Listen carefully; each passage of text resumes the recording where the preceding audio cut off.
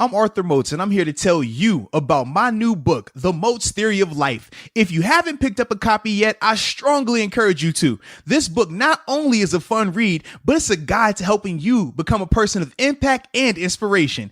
If you are ready to take the next step to improving not only your life, but those around you as well, go get a copy of The Moats Theory of Life, and it's available at moatstheory.com.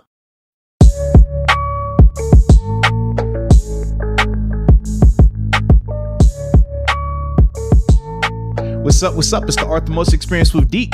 I'm Arthur Moats, and that's my main man, Deke. What's up, dude? What's up, man? Back in the saddle, man. Back in the studio. Like we never left. You know what I mean? I like it, baby. Glad to be back. Glad to see you back, man. We all looking good. Everybody in the land of the living, so it's a great day. It is a good day, dude. A hot day, and I got a hoodie on. Yeah, that's a Deke move, though. It is. When I saw you pull up, I said, yo, you're wildin'.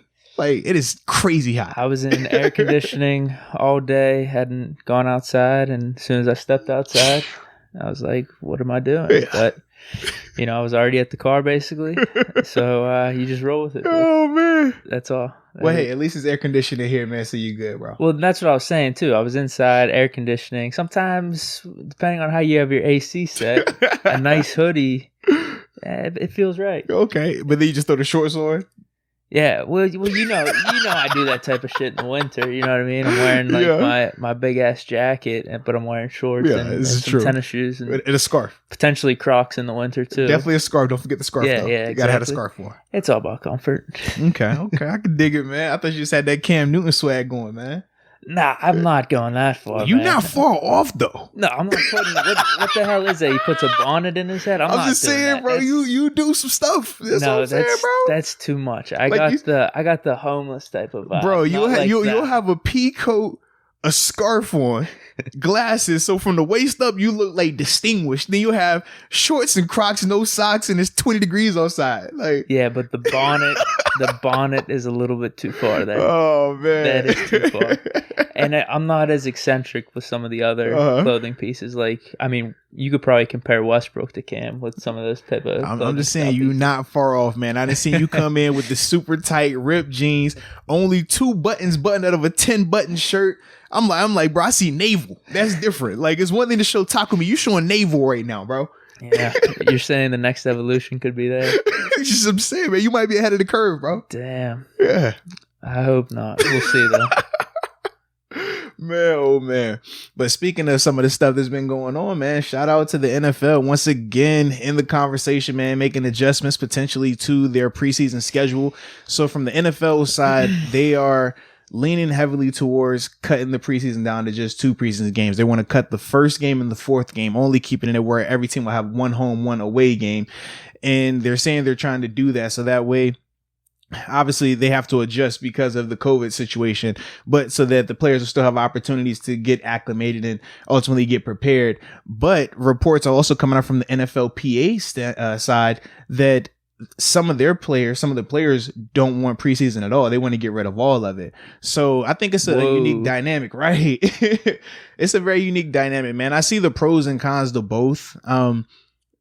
I look at it, obviously, as the former player, I think of my experiences. I've been able to have the luxury of not needing a preseason because I knew I was going into the year as the starter. Then I've seen it where, you're the new guy, whether you're a veteran or a rookie, and you got to still prove yourself and the significance of the preseason. So when I think of it, it's like, man, if you're a guy like Pouncey or even like, I don't want to say Ben this year because he's coming off an injury and I think he's going to need these preseason games, but you think of some of the guys that have already been established, some of the guys that have already, proven themselves. I'm with them in terms of, do you really need the preseason games, the added risk and all these other things, man? Because ultimately you're just going to expose yourself for more potential injury without, number one, the compensation, because you're not even getting 10% of what your contract is for. What you're saying right now is even outside of the COVID stuff. Yeah. So that's typically like always a thought process, even though, they obviously, preseason does have its pros because it does help you get into game shape. No matter how often or how hard you want to push yourself in training camp practice, is nothing like that first preseason game you're in, that drive, and you're like, bro, I'm about to die. Like, my lungs are on fire right now. I think, man, so I understand that element of it, but like I said, I could definitely see why they want to get rid of it in this particular offseason. But now, like I said, if you do that, though, if you do get rid of it or even condensing it down to 2, there are a lot of bubble guys, a lot of late round draft pick guys, a lot of veterans that signed on to ultimately prove themselves that they're going to be put in a very non-advantageous situation for them, man, because they're not going to get those opportunities to put their best foot forward, because you evaluate practice different than how you evaluate the game. When you're talking about the practice element of it, man, just the controlled climate of that, knowing the calls that are going out there, making sure that, okay, offense and defense, they script the plays together from a coaching standpoint. So they're going to put you in the best situations. Whereas when you get in the game, it's live bullets for everyone. So some guys get a chance to emerge and show how productive they can be and ultimately earn them roster spots, ultimately earn them key roles on offense and defense. I think back to Mike Hilton, his first year here in Pittsburgh, he was turning up in the preseason. That ultimately helped him become the day one starter, beating out William Gay, my dog Ducey. But without a preseason, that never happens. So for me, man, just seeing that whole dynamic and them, debating in terms of if they want to just keep it at 2 or if they want to get rid of it altogether, I think, man, it's a very, very fluid situation and it has a lot of variables to it, man, and ripple effects off of it. Now, could they potentially expand the training camp then a little bit, maybe an extra week? Or what if they expanded the rosters to like 10 spots where you could have like 10 extra reserve spots? So you're not losing maybe some of those bubble guys that you didn't get to see in preseason or extended training camp time. I think those are ideas. I don't know if anything was mentioned about that, but. Well, I didn't see anything. And do you think that's a good idea even? Put it like this. I like the idea of expanding training camp. That was something that reports had. I mean, nothing was official, but people were just throwing those ideas out like, hey, what if they came into training camp a week or 2 early? Now, granted, as we see here today, it's July 2nd. So, well, I think they canceled the Hall of Fame game, though, for the Steelers and Cowboys. So training camp wasn't earlier. You're right. They were able to push it back to the 28th instead of the 20th. I think in this situation, it's more likely that things are going to get pushed back further versus like them, regular season in October, potentially. Correct. Versus them just saying, hey, we're going to start training camp earlier. Because, like I said, it's July 2nd. Traditionally in Pittsburgh, we would report the training camp that was the July 23rd, 24th time frame. So if you're talking about bringing them in a week or 2 early, you're talking about essentially a week or 2 from today, then reporting. I don't really see that happening right now personally. But then also when you talked about adding to the rosters, the reason I don't think they'll do that is because, number one, from a money standpoint, that would change a lot in terms of how the salary cap is affected and things like that, because obviously you're spending more money on more players, but you still got the salary cap set at what it's at. We talked about how in Pittsburgh, how we were right up against the cap once everybody got their deals done, extensions, etc. Yeah. You talk about adding more players. I wonder if you can make an adjustment for the cap, maybe where those 10 extra players that are reserved, they would just, I guess, be maybe even extra practice squad players throughout the season where they're getting paid maybe $50,000 for the year. And I'm sure you wouldn't really deny that just because you got the money and you got a roster spot if you're trying to prolong your NFL career, at least. But it's just different times, you know what I mean? Yeah, but from a money standpoint, you would have to have the practice squad money still be the same at that like 6-figure mark. Okay. I would say so. I don't really see that happening per se. And then, like I said, also you got to think, so for our situation, it doesn't benefit the Steelers because of how tight they are against the cap, though. You talk about some of these other teams that have a lot more money.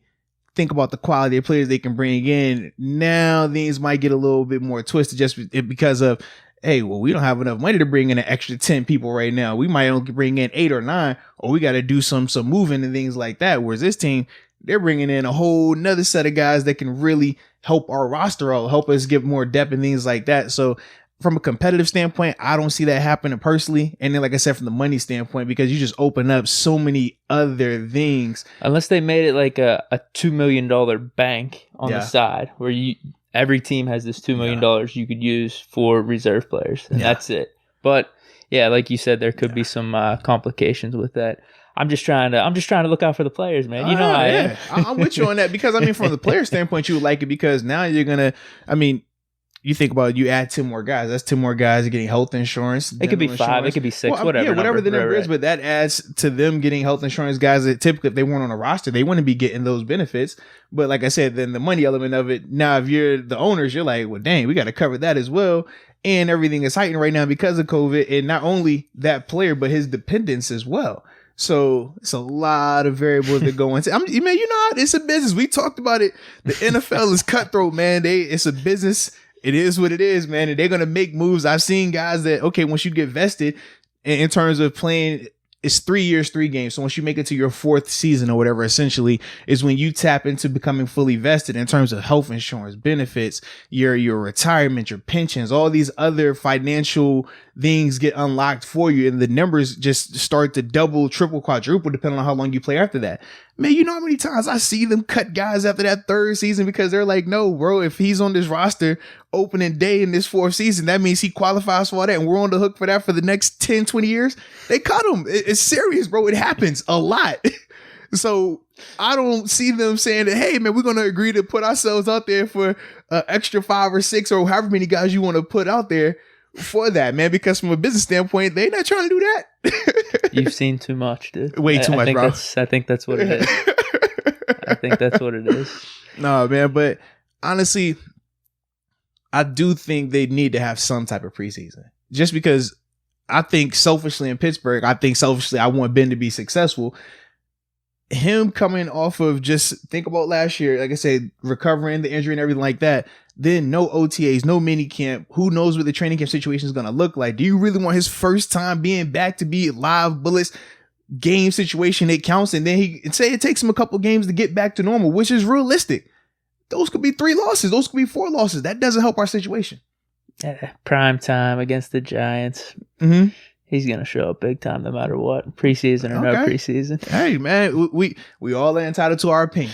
I know. I've seen those videos, and he's more motivated than ever. Mm-hmm. The bright lights, Monday Night Football, first game back, it's going to be big time. Well, I mean, it's not like you've never been wrong before, because, I mean, I remember we had a conversation that Ben's not the type to wear a mask, and he's proud and true with the mask on, so you know what? You've never been wrong before, so it's all good, I don't know bro. if he's happy about it. Hey. He looked like he was smiling. Nah, you can't tell. He had happy eyebrows. You could tell his cheeks were raised a little bit. The eyebrows were arched up. I was like, that's a happy face, man. Yeah. Yeah, in terms of the preseason, though, I mean, that is all interesting points that you brought up. I wonder, you know me, I just kind of want to get this thing started as soon as possible, but I guess if we do have to extend it back where the regular season starts October 1st and then Super Bowl's like first week in March or something like that. That's not that bad. No, that's I agree. Not that bad. If you could just tell me like, hey, we're going to have a season, we just got to push it back a month. I think everyone would take that. Yeah. I'd even push it back 2 or 3 months as long as we have a season. I don't really care. I think the biggest thing is, and we're seeing this with MLB, with NHL, with the NBA, everybody has like their plan, but because this situation is so fluid, plans are being altered. I mean, you saw, I think it was just yesterday, they canceled the minor league baseball season going forward. And now they're still having concerns about the MLB season. Then with the NBA, they're still trying to start on schedule, but there's still been reports from Adam Silva who said that he still has some concerns in terms of will it really start on time, just because now you're seeing a new spike and we're obviously seeing different governors in different states say different things in terms of, hey, all right, it's the reality of it. Dude. It's the reality of it, man. So yeah, that's a whole different discussion. Yeah. You know how I am, man, dude. I'm just fed up. Well, I you know what? I'm actually happy because we had opportunities ahead of time to do one thing, and we could have been in a way better situation. We've had people that decided not to do that one thing for whatever reason they wanted to do, whether they were going against the man, whether they were trying to not be robots, or they just felt like it was infringing upon their freedom, which I still don't understand. But whatever it may be, hey, we're here now, so enjoy it. I still don't buy it though. So that's the thing. I still don't buy any of that. So that's why cool. I'm frustrated. You don't buy the dead people, or what you don't buy? Nah, dude, I don't buy the numbers. The spike. There's a lot of shady stuff going on behind the scenes. In my opinion, there's just a lot of convolution with all this. So that's kind of my thing. Then that's kind of why I was telling you, I just want things back because. But I get perception. I get that it's not all about me. I'm not always 100% necessarily right. So this is where we're at. You're not always 100% right. I thought you were always right, man. Hey, man, but you can't knock me for the things I am right on. So, I could be a percentage right on things, and who knows what I am right on. All right. We'll what are you right on, and what are you wrong on? I think that's the bigger question. Dude, I'm going to be right on the Titans. I'm right on Brady. I'm going to be right on the Titans. Yeah. I'm going to be right on Brady. Right. Top 5 quarterback, I said last year, and I think that was more like his struggles were more or less because of the team. It just wasn't there for him. It didn't fit. And he's going to prove to be top 5 this year. Okay. So I think of it more long term as opposed to everyone thinking flavor of the month. So side note then, if you say Brady was solely because of the team, he'll be top 5. So you're expecting Cam to be just bad this year? No, I think he's going to be top 10, top 12. Well, because the team didn't change. Huh? The team hasn't changed though in New England. I think Belichick could scheme things better for Cam. They're just different quarterbacks. Okay, all right, just checking back. Just different quarterbacks. So you saying that Cam is a better quarterback than Brady? No, I don't think anyone would say that. What about Ben? Cam over Ben? No, Ben over Brady. Ben over Brady, yes. And he's gonna prove that this year. All right, just checking, man. He's gonna prove that this year. Right, Brady's in the top, but yeah. We'll see what my rankings are this year, but I'd say definitely top 5. I still have him in the top 5. Okay, fair enough. Like I said last year. So just don't count Brady out, dude. All right, you just don't. Man. Until I see the fall, you don't buy into it. All right, man. Hey, I'm on your team. Yeah. But yeah, I guess I took that a little bit too much into the political realm there. I apologize, but I guess my frustrations have been penting up. I had to get that off, but I don't know, where were we there? We were talking about. No, actually, just kind of where we are right now with everything. In terms of stuff coming back, but it is important though.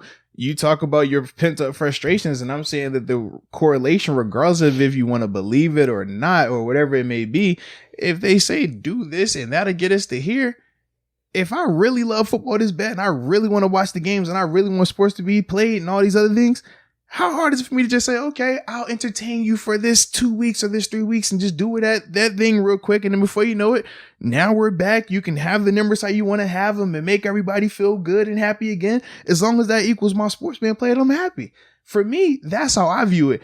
I know you and this is still a good portion that view it the other way of, no, we're going to revolt. We're going to do it our way. But I'm just simply saying y'all way hasn't been the best way right now, man. I don't know. We're still back at squares. Or have we made any progress? Going your way. Have we made any progress? That's a whole nother debate, though, as to why. It's not. Have we made any progress? Have we made any progress? I just don't know how much of it is really about the health and. But you don't know either, though, do you? I don't. But that's what I'm saying. That's what I'm saying. You could be 100% right. You could be 100% wrong. But the one thing we do know is the way that y'all have been going about it hasn't been the best way. I don't know, dude. Our sports back? Huh? Our sports back, yes or no? Dude, that's a whole nother thing just because it's a correlation. It's based off commissioners and how much they want to play into risk. You got PR pressure. There's, how players feel. There's a lot of things going into why sports are back or not. I mean, UFC's been fighting, though. I mean, there's golf's been playing. So okay. We're talking major team sports. It's different because that would still fall under the guidelines of your social distancing and stuff like that.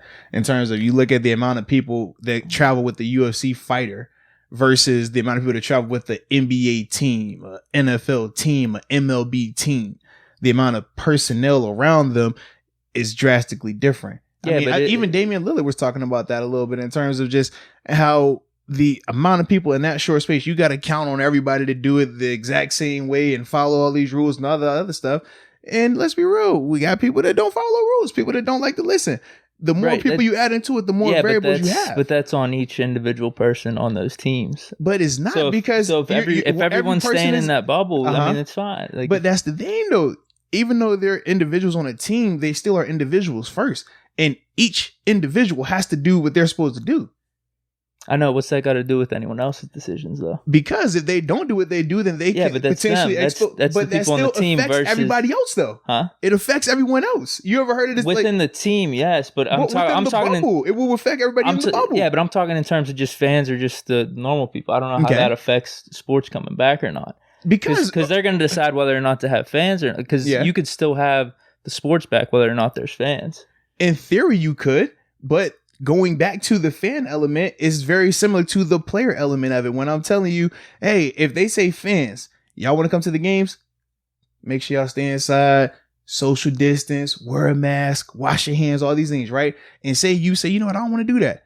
Okay, but then you still around, you contaminate somebody. Now, I just won't go to the game, dude. Now the correlation it does to the definitely player, kill the vibe. But now the correlation to the player, though, when they tell the players, hey, y'all have to stay in this bubble, y'all have to listen, y'all have to do this, and that player says, just like the fan, I don't want to do that. I'm going to do what I want to do while I'm down here. Now you jeopardize the whole operation because all it takes is for one of those guys to go out, do something, whatever he wants, comes back in there, and now the whole bubble's contaminated. Now there is no sports. No, dude. See, those private businesses, though, are different than me just saying, I don't want to be doing this. If I go into a business and they say, hey, you're required to wear a mask, that's the rules. Yeah, okay. I got to obey that. So same thing with the NFL. So people don't break rules, though? Huh? People don't break rules? Yeah, and they're in the wrong for doing that. But people break rules in sports as well. That's what I'm telling you. Yeah, but I don't get what that has to do with me or just anyone else that's kind of against where things are heading. No, but this is what I'm saying. It's not just you. There are athletes that think like you think as well. That's what I said. It's not just, every athlete is saying, I'm going to wear a mask. I'm going to do it. Man, we saw when they said, hey, you shouldn't work out together. And what did we see the next day? Tom Brady and Russell Wilson out there working out with other people. So that's what I'm saying. Like, you're not the only one that thinks like that. There are athletes that think like that. But at the end of the day, the correlation is both of y'all could potentially jeopardize the success of sports coming back. That's all I'm saying. But if you're only focused on the sports and not doing anything outside of that. But that's how do you know they're not doing anything outside of that? I don't know, dude. I mean, that's what I'm saying. This is the essential thing of just humanity. Everyone's got their own thing. Everyone's got their own decisions to make. And that's probably the problem with humanity. And sometimes we're too selfish. Dude. No, wait a minute. When we talk humanity, let's be real. If we say, hey, all of us do this, all of us will be here. You know for a fact, there's some people that say, nah, I don't want to do that. I want to do my thing. I don't care about that. I care about this. I mean, we're seeing that even with the political issues right now with the Black Lives Matter versus the All Lives Matter. We see where, okay, this is this. Well, you know what? I don't want to do that. I want to do this. That's all I'm saying, man. It's multiple things that factor into that. And when we're talking about humanity, we're talking about people feeling like, hey, I can do what I want to do. And it's still, at the end of the day, regardless if you're right or wrong, if we're not all on the same page, it negatively affects the end goal. I do think at some point, though, the extreme of potential regulation, it's just going to kill the vibe, dude. It just is. I was driving down the street and I'm seeing people going to an ice cream shop and everyone's outside. Everyone's wearing masks. Like, dude, it like just kills the vibe. Summer, ice cream, everyone just wearing masks and standing. Like, it's not something that's, I'm going to the football game and wow, like what has happened? And but like, what else kills the vibe, right? And that's what I mean too, is with the regulations, if football, if it like goes to extreme, Harbaugh has said this, it's like, it just takes the essence of the game away. And like, you don't want that either. So true. But at what point do you say the essence of the game is more important than the health and safety? I don't know. Let's just not do it then. I would prefer that, but I think we're the only country where it looks like sports is that dominant where we're willing to risk everything to make sure we got sports back. I mean, there's money involved too. There's livelihoods and you could talk about economy. This is what always playing in to this virus, and this is why like a lot of people are frustrated with it. It's, what's the degrees here? What's the checks and balances? You know what I mean? True. And I do agree with you on that. And I definitely understand those concerns. But at the same time, if they're saying, hey, regardless if it's right or wrong, if they're saying do this, that'll make all of us feel better. And then we can open things up. How hard is it to just do that for that short period of time so everything can get opened back up? What I'm saying is it doesn't benefit anyone when they say do this and we're like, well, no, I don't want to do that. I'm going to do my way because I think it's this or I don't think it's that or I think it's that. Because at the end of the day, regardless if you're right, wrong or whatever, it's still not going to get us where we want to be. I mean, dude, how's it going to get us where we want to be? I mean, I don't think necessarily the people that are making the dictations though are right. And that's fine. I never said they were. I said whether you're right or wrong, if they're saying as a whole, this is what we need to do. So that way, number one, we can, if we want to make up the numbers, say you don't believe the numbers, we can make up the numbers. Okay, cool. Or say they want to say do this. So that way from a perception standpoint, it just looks like we're doing it the right way. And that can give us the ability to open things back up. Okay. All I'm saying is how hard is it regardless of if it's fact or if it's propaganda or if it's perception, how hard is it? I think that's the problem. It's the whole people are worried about the slippery slope thing of it. And I want to, people want to, and I do too, just take things for face value of, all right, whatever, it's just a mask. But I think it's the whole slippery slope thing of, all right, government doing this and taking that's what people are concerned with. I'm just being real with you. Shout out to the conspiracy theorists. I mean, that's the thing. I don't know, man. It's a lot of it just seems arbitrary to me about whether or not when to open, when to like, dude, I went golfing. Like, it's ridiculous. Like, you're supposed to walk into the clubhouse with a mask. Okay. And then literally outside of the clubhouse, there's people sitting around benches and chairs, smoking cigars, no mask. Literally, you take two steps in the clubhouse, you got to wear the mask. As soon as you take 2 steps out, everyone's 3 feet apart, whatever, just hanging out. So did you put the mask on so that way you can get in? I didn't go. I told you I haven't worn a mask. Well, dude. My buddies went in. So that's my thing. My question is, does that make you feel like you're better because you stood by your ground? Like, I feel like that's more of a waste. It's frustrating. If all I gotta do is put the mask on for 2 seconds and I can go do what I want to do. Like, for me, I look at it like, that's not good business. That's not smart. If it only takes 2 minutes to put a mask on and I can take it right off, like you just said, check in, mask. As soon as I get out that door, no mask. That's not hard to do. Yeah, but I just think it just lacks common sense. That's my thing. And I don't want to buy into that. I just don't. My thing is, if that's what they're saying to do so that way you can enjoy golfing, you must not enjoy golfing. That's why like I told you, I give my buddies the card and I said, go do it. But if my buddies weren't, I just wouldn't go. They wouldn't have my business. I don't think that's the best idea, but everybody has their own thing. So I can assure you, if they said, hey, you can get in the high suit, but you got to wear a mask when you walk in. Once you get to your seat, you can take the mask off, do what you want. I guarantee you people will say, okay, I'll put this mask on the standing line and then take it right off when I get inside. Because if you really love something, if you are that passionate about a sport that you really want to be entertained by, it's not that hard to do. It's not even an inconvenience. You can also watch on TV, but okay. But do you just like even hear what that sounds like? It just lacks common sense to me. It looks like, okay, do it for perception, and after that, you do what you want. Perception. That's the thing. Okay, how many things have we talked about in America that are done for perception? Yeah, there's plenty of stuff that's done for perception. How often is that? But right, you just do it. Know. Who cares if it's right or wrong? Are you trying to overthrow the system? Is that what you want to do? No, I'm because not. I would say if that's the case, you got a long list of things to go on. If the mask is getting you to that point, it's a long list of other things that you should feel just as heated about that are perception based. Nah, dude, it's just something new. It's just something that's never been around. It just seems so, like I said, arbitrary to me and lacks common sense. Okay. That's all. Cool. Because then you see other things about, I'm not going to get into it, but the scientific, just the science behind the mask and whether or not it even actually does. There's so much stuff out there. I already told you the seatbelt argument. You got to wear a seatbelt in the car, right? Because you're driving fast, you're on the interstate, but you don't have to wear a seatbelt on a motorcycle. That's completely fine. I just see those. It's completely fine. They both go fast. They both ride on the same exact street, do they not? They both ride on the exact same highway. It's not like a dirt bike, not like an ATV. A motorcycle. Shoot, in Pennsylvania, you don't even have to have a helmet on to ride a motorcycle. So please help me out. That's on that individual person, though, man. Driving the motorcycle, he's gonna kill himself. Yeah, not necessarily if he's safe, right? Huh? If he's safe, if he does what he's supposed to do, he rides when he's supposed to ride, he puts his signals on and all that stuff. He's safe. It doesn't affect him at all. That's the same thing with cigarettes, though. Or even okay, like you're doing it at your own risk. Okay. That's all. we're driving cars at our own risk. But it's against the law if you don't wear a seatbelt, though, right? I don't know what the law is. No, it is. It's against the law if you don't wear a seatbelt. There is no ifs, ands, or buts. It's against the law. You will get a ticket. Click it or ticket. You don't even have to be speeding. If they see you in your car, you don't even have to be driving. If you're in your car while the car is moving and you don't have a seatbelt on, you will get a ticket. So please tell me. I don't know what's how much the difference? They enforce that. They enforce it. I've seen people get pulled over. They enforce it a lot. Dude, I don't see how it's not proven that the seatbelt won't make you go flying out your door.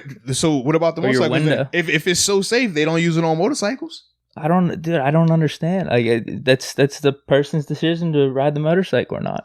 Whether he wants to wear a seatbelt, because he's the one that's getting affected. He's the one that's dying. But you put your seatbelt on though, huh? Huh? So why you put your seatbelt on there? I do for the most part. Why?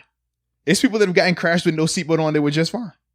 What are we talking about here, man? I like my chances with the seatbelt. But you don't like your chances with the mask, though. Hell no. Golly. You are funny, bro. Not even 2 seconds to go inside somewhere and then go to take it right off after that. It's just the common sense thing, like I was mentioning earlier. I just feel like that's so contradictory when you say it's a common sense thing, but common sense says if I put it on for 2 seconds, I can go right. Man, that's like, bro, the amusement park's right there. It's actually making it easier for me. My buddies are the one paying it. Jeez. That's all. Like if I had to do it, I just wouldn't go. Man, oh man. I'm worried with how things are going though. I might be caving at some point. I don't know. I really don't know. I might have to at some point, but I'm trying not to. So for me, I look at it this way.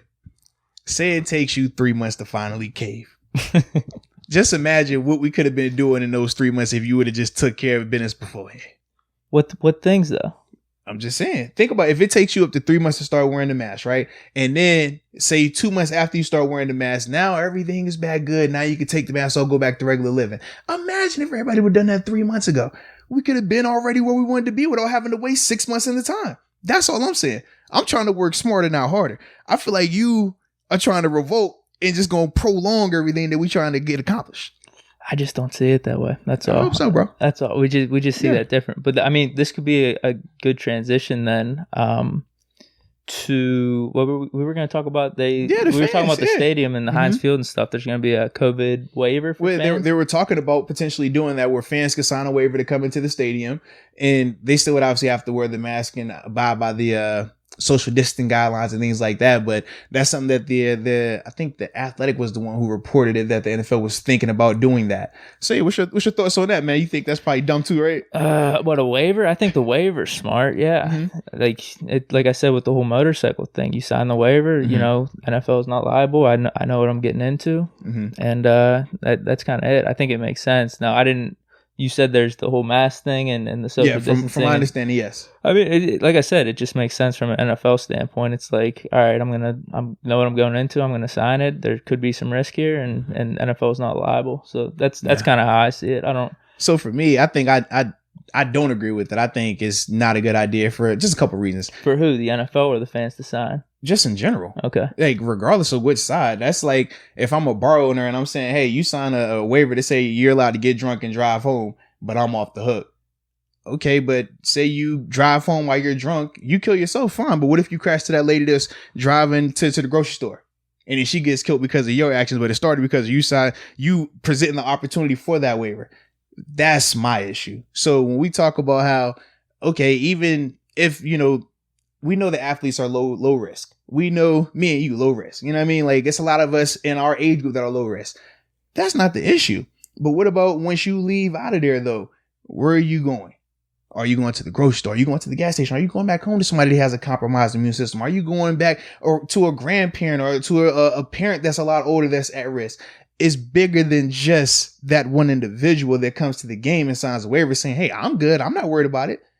Because now when they leave out of there, who are they going to come in contact with? We already talked about how I think I forgot it was a big soccer match. It might have been Real Madrid and somebody else. But they had fans there, and they were actually able to trace back from there the amount of people from that game that ended up being directly related to somebody and came in contact with people that had tested positive for it. So for me, that's my whole thought process. It's kind of like, I understand the NFL standpoint because there's money involved, without a doubt. So that's their operation. But I think it's important for the NFL to take responsibility and say, you know what? Why even let the fans put themselves in that position? It's no different even with the concussion element, right?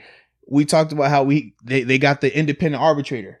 So or the independent neurologist. So that way you take the onus off of the team. You take the onus off of the player and you protect that player from himself. You protect that team from themselves. So that way neither one of them do something crazy because of their invested interest in this thing.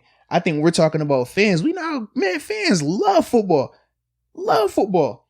You think about how many, and it's not just our age group. We talk about, man, this season ticket holders have been holding tickets longer than we've been alive.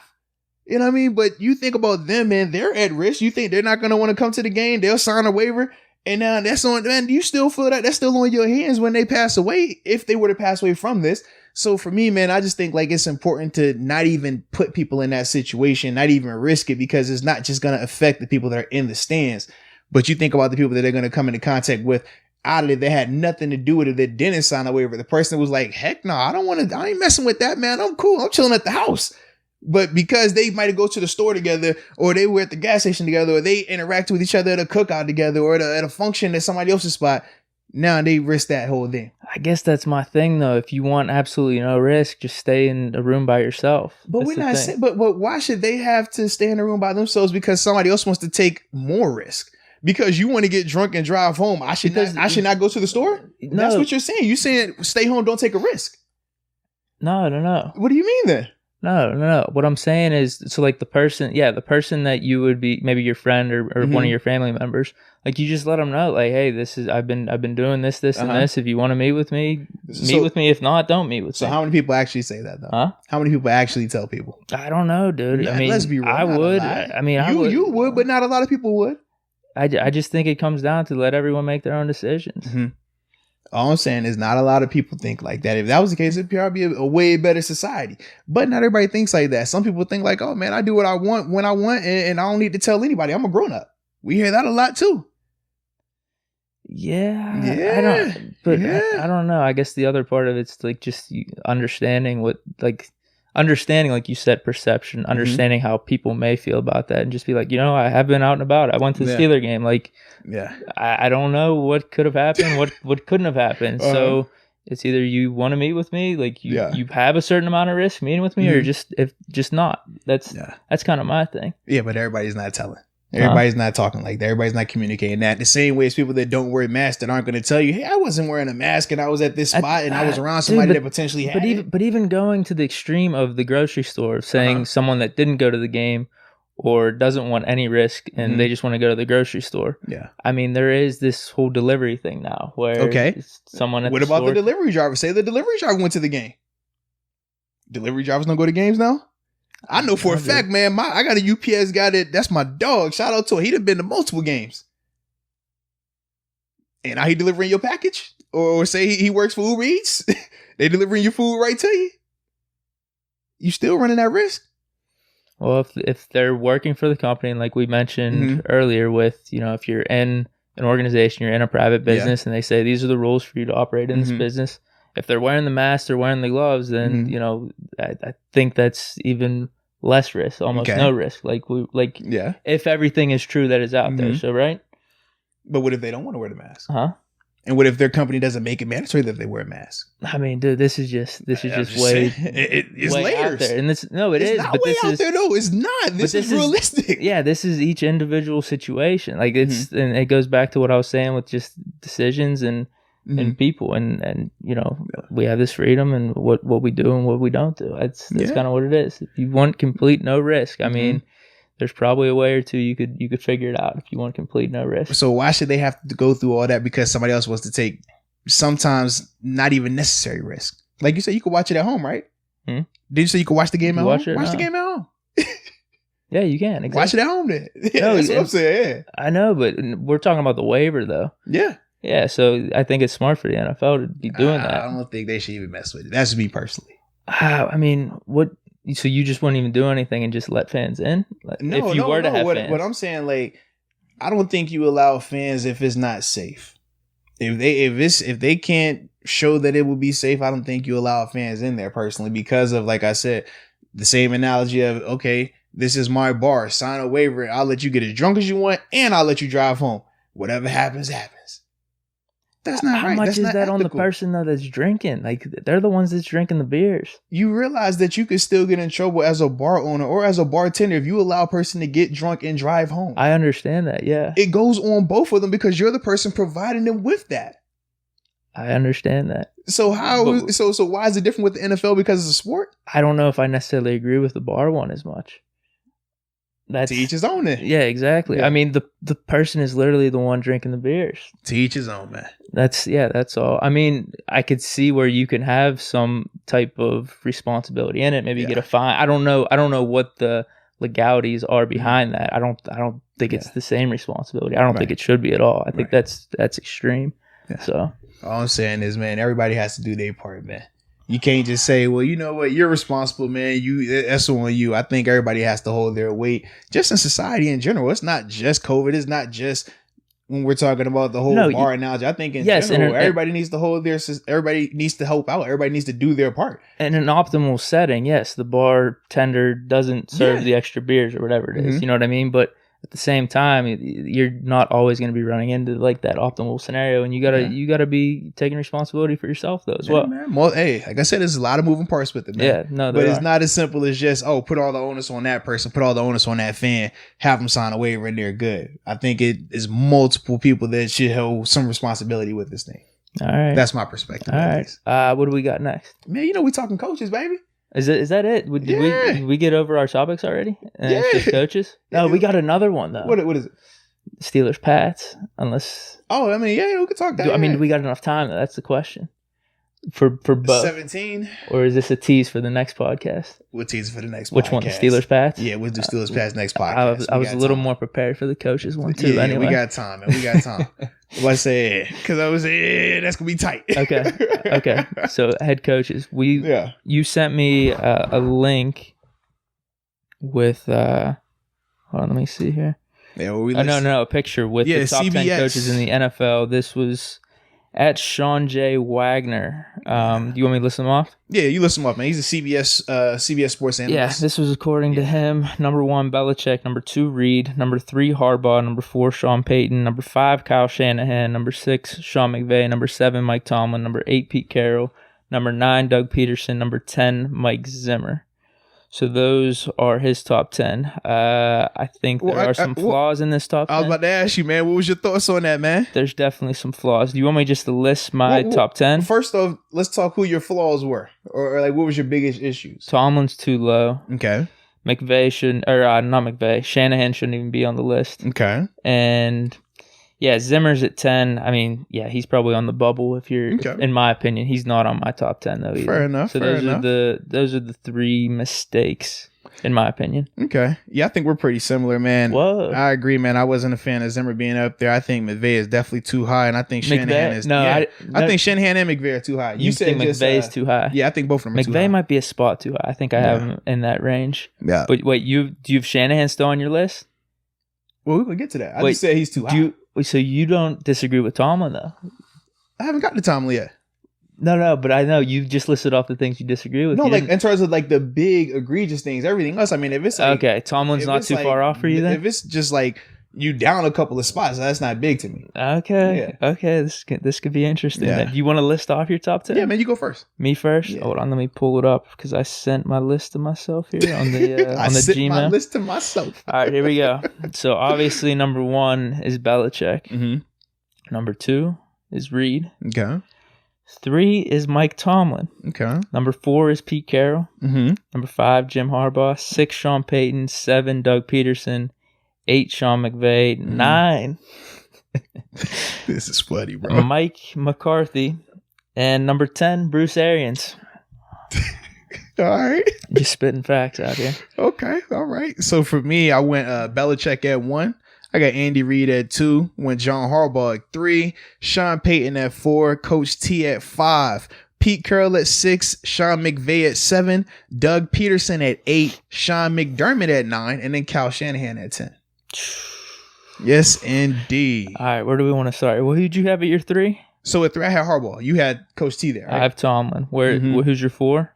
My 4 was Payton, Sean Payton. Sean Payton over Tomlin, too. Yeah, who was your 4? So I have Pete Carroll. Okay. I have Pete Carroll at 4. So I guess I got Mike Tomlin here versus, Harbaugh, because I have him over all 3 of those, Harbaugh, Payton, and Carroll. So literally, our 3 through 6 are the same, just different orders. Yeah. Because it's still Harbaugh, Payton, Coach T, and Pete Carroll. So I guess, for me, the main thing is Tomlin being 3.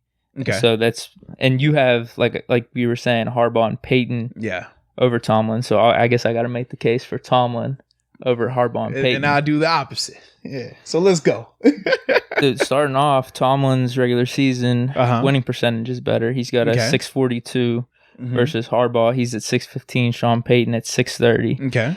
Similar playoff records. Tomlin's at 8-7. Harbaugh's is a little better at 10-7, and then Sean Payton at 8-7. So you give the nod to Harbaugh there, but like I said with Tomlin, 642 winning percentage in the regular season. Tomlin over Harbaugh has 2 Super Bowl appearances. Both have 1 Super Bowl win. And Tomlin has no losing season. Correct. And I think last year, that was impressive, dude. Harbaugh does have a bad losing season on his list. And I think last year could have been an excuse for Tomlin to have a bad losing season. Especially after starting 1-4. We end up finishing 8-8 with Duck and Mason as our quarterbacks there. So, yeah, that's why I have him over Harbaugh. He has the extra Super Bowl appearance. Obviously, the playoff record is a little bit worse, but Harbaugh does have 1 losing season that was pretty bad. He has a couple 8-8s as well, just kind of like Tomlin. And then Tomlin versus Peyton, I think it's kind of like the same reason for Harbaugh, and that's why I have Peyton under Harbaugh. Okay. He has a few more losing seasons. He has 4 7-9 records. Yeah, he had 3 losing seasons back to back. Only 1 Super Bowl appearance for Peyton, and he won that one. Yeah. And 8-7 record, just like Tomlin. Tomlin has the better regular season record, though. But literally only by 2 wins. Huh? It's like Tomlin's 133 games, and I think Peyton is 131 games. I got 642 winning percentage versus 630 winning percentage for Peyton. I looked at total wins. I think the difference was Peyton had the 1 year he was suspended. He missed the season. Okay. Yeah, but other than that, they're like I said, I just got percentages though on the Pro Football Reference. So yeah, you might be right on the total wins, but maybe Peyton has an extra season over Tomlin. Yeah. Because he does. And remember, like I said, he got suspended though because of the whole bounty thing. Yeah. Yeah. So that's why I have Tomlin over those 2. And Coach T is 133 and 74. Sean Payton 131 and 77. Yep. So yeah, and I guess you can make the argument for Tomlin versus Harbaugh that, we were talking about this last podcast. Tomlin has had Big Ben as his quarterback, but at the same time, I think our defense outside of last year, maybe the past 2 years, over a 4 or 5 year stretch where Ben was in his prime, was definitely lackluster, whereas Harbaugh's defense has been elite. I don't know how much you want to chalk that up to GM making the draft picks versus, now it's hard to say that Harbaugh coaching the players. Defenses, man, under Coach Tomlin. No. I'm talking about like the 2012 to maybe 15, 16 stretch. True, yeah. Yes. Okay. So that's, I don't know. I think Harbaugh having a good defense and then having Flacco, who is always been a top 20 competent quarterback out there, you would take Flacco over Mason and Duck any day of the week. And Tomlin was still able to get us to 8-8. I'm just simply saying Flacco and Ben, are they in the same conversation? They are not, but I'm just saying having a good defense helps. Having a really good defense helps. My thing is this. You said that you view Ben as a number 1 quarterback in the league for how many years now? Oh, wow. Ever since he came in as a rookie. Have you ever viewed Flacco in the top 5? No, I mean, obviously the Super Bowl run, people were, is Flacco elite? Is he in the top 5? I never really bought into that, but during that 2 or 3 year stretch, I would probably take him top 10 though. Okay. Top 10, top 12. 10 versus a guy that you said you view as the number 1 quarterback. Having a great defense helps though, dude. Having a great defense. The number 1 quarterback in the league is what you said. Yeah, dude, but come on. Come on, that's what? It is not like Coach Tomlin through his 13 seasons. He had 13 years of terrible defense. I don't think you believe that. You're just using my words against me here. I'm just going off what you told me. I know I'm telling you that, but I don't think you believe that. Though. I view Ben as a top 5 or at worst top 7 quarterback throughout his career. Mm-hmm. So it might have been only 1 year where I viewed Flacco inside the top 10. And that would have been the year where he won it all and, he's an elite quarterback and all this other stuff. Other than that, it has never been close to me in terms of quarterback play. Not right. And there have been times where they've went head to head and John Harbaugh has beat Coach Tomlin with Ryan Mallett as a starting quarterback. We can't say the same when Coach Tomlin had Mason or Duck starting at the quarterback The other spot. thing I will say, though, with Tomlin, he's gotten a bad rap for the playoffs from that 2014 to 2018, 2017 stretch. It was 4 years in a row. Mm-hmm. He's gone a bad rap for that, dude. We had a lot of injuries in all those playoffs. Absolutely, every run. A lot of injuries, key injuries. It's not we were going up to New England with Kobe Hamilton as our second receiver. And Le'Veon got hurt the opening series. And Le'Veon got hurt. Yeah. We're going out to Denver against supposed the best defense in the past 5 years. No Le'Veon, no AB. No AB. Ben on one arm. Stop it. I'm not. Ben on one arm. Stop it. Don't do that. And so all those injuries, and then what's his face? Toussaint fumble. So dude, there's been I guess the one knock you could say is that Jaguars game. Yeah, that's the biggest. That was because that was bad. That was our best team. But whenever I was lamenting that to you way back when we first started, you brought up the point that our key linebacker, Ryan Shazier, got hurt. Done. Yeah, that changed everything. That's the equivalent of losing your quarterback. So we've had a lot of tough breaks in the playoffs. So, I mean, what can you do? Not having a losing season, always being in the mix. Yeah. Like I said, 2 Super Bowl appearances, 1 Super Bowl win. I think that, for the most part, that's better across the board than Harbaugh and Peyton outside of Harbaugh's 10-7 playoff record. Okay. So I'm taking Tomlin, dude. So for me, the reason why I go Harbaugh and Peyton over Coach T, there's a mix of, number one, the tenure element of it, right? You have to respect what they've done throughout their whole career, which is why we bring up with Coach Tomlin 13 seasons, no losing season. That's huge. That's the full body of work element of it. We also go off the recency stuff as well, right? So we know from a recency standpoint, in particular, you're praising Coach Tomlin for 8-8 season.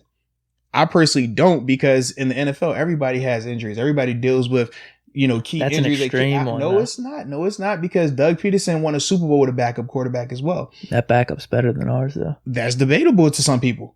All I'm saying is, at times, well, it shouldn't be debatable, but either way, it's a backup. I'm just throwing it out there. It's a backup. So for me, I don't ever view that as an excuse. And I told you, even when they were sitting at 8-5, remember what I said? They should win 10 wins. They should be in the playoffs. We did fall off. That was bad. So for me, I'm not going to praise him for 8-8 season when it ended the way it ended. I just can't do that. But for me, the reason why I have Harbaugh and Peyton above him, because number one, we talk tenure. Harbaugh, 12 seasons. He only has 1 losing season. But the caveat is he has the better winning record. The better playoff record. And the 2 things that stand out for me the most with Harbaugh. Number one, he had the number 1 team in the league last year. 14 wins, the 1 seed. That's a huge boost for me. I like that. But then I take it the year beforehand, which is what I'm more impressed by, because he took a team that had Joe Flacco starting for the midway point of the season and ultimately flipped everything. Made Lamar the starter. Remember, the roster didn't even fit Lamar. And people were like, yo, how they're winning games. This is crazy. It's ugly. Like, I don't even understand it. People forget about that. And then they want to use that as a knock on him.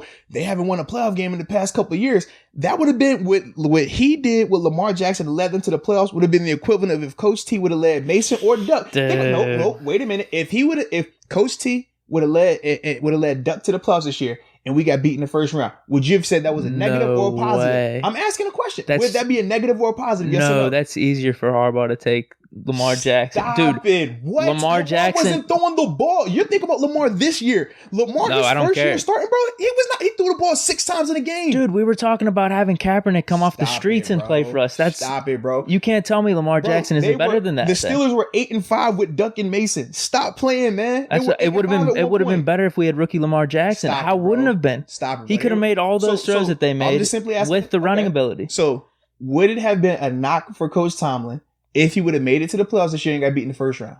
No, it wouldn't have been a knock. So I don't think anyone's is that a knock on Harbaugh? No one's knocking that. No, that absolutely. First playoff.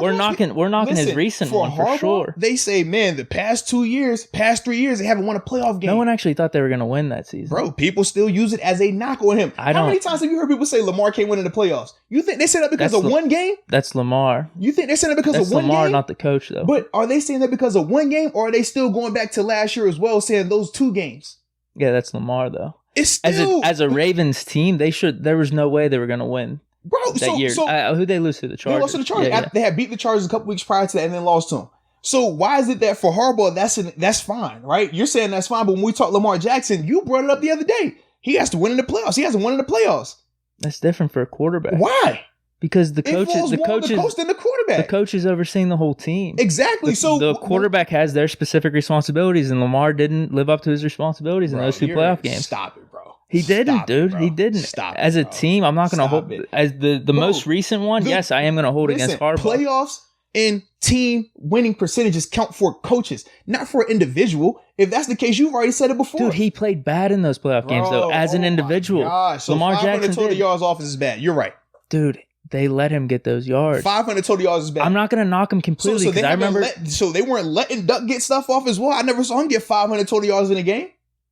Oh, dude, we're comparing Lamar to Duck. We're talking about Lamar being the top quarterback in the league. He's not there yet. That's all I'm saying. You were talking about Duck is better than this guy. Duck is better than that guy. I was foolish, dude. I don't care. You still said it. I was foolish. You can't hold that against me, man. That was foolish. We're talking right now. Stop that, bro. We're talking right now. So that's why for me, I have Harbaugh above Coach Tomlin in that regard. And then when I think back, and I'm just looking over the recency standpoint, the past 3 seasons, Coach Tomlin's only been to the playoffs 1 time.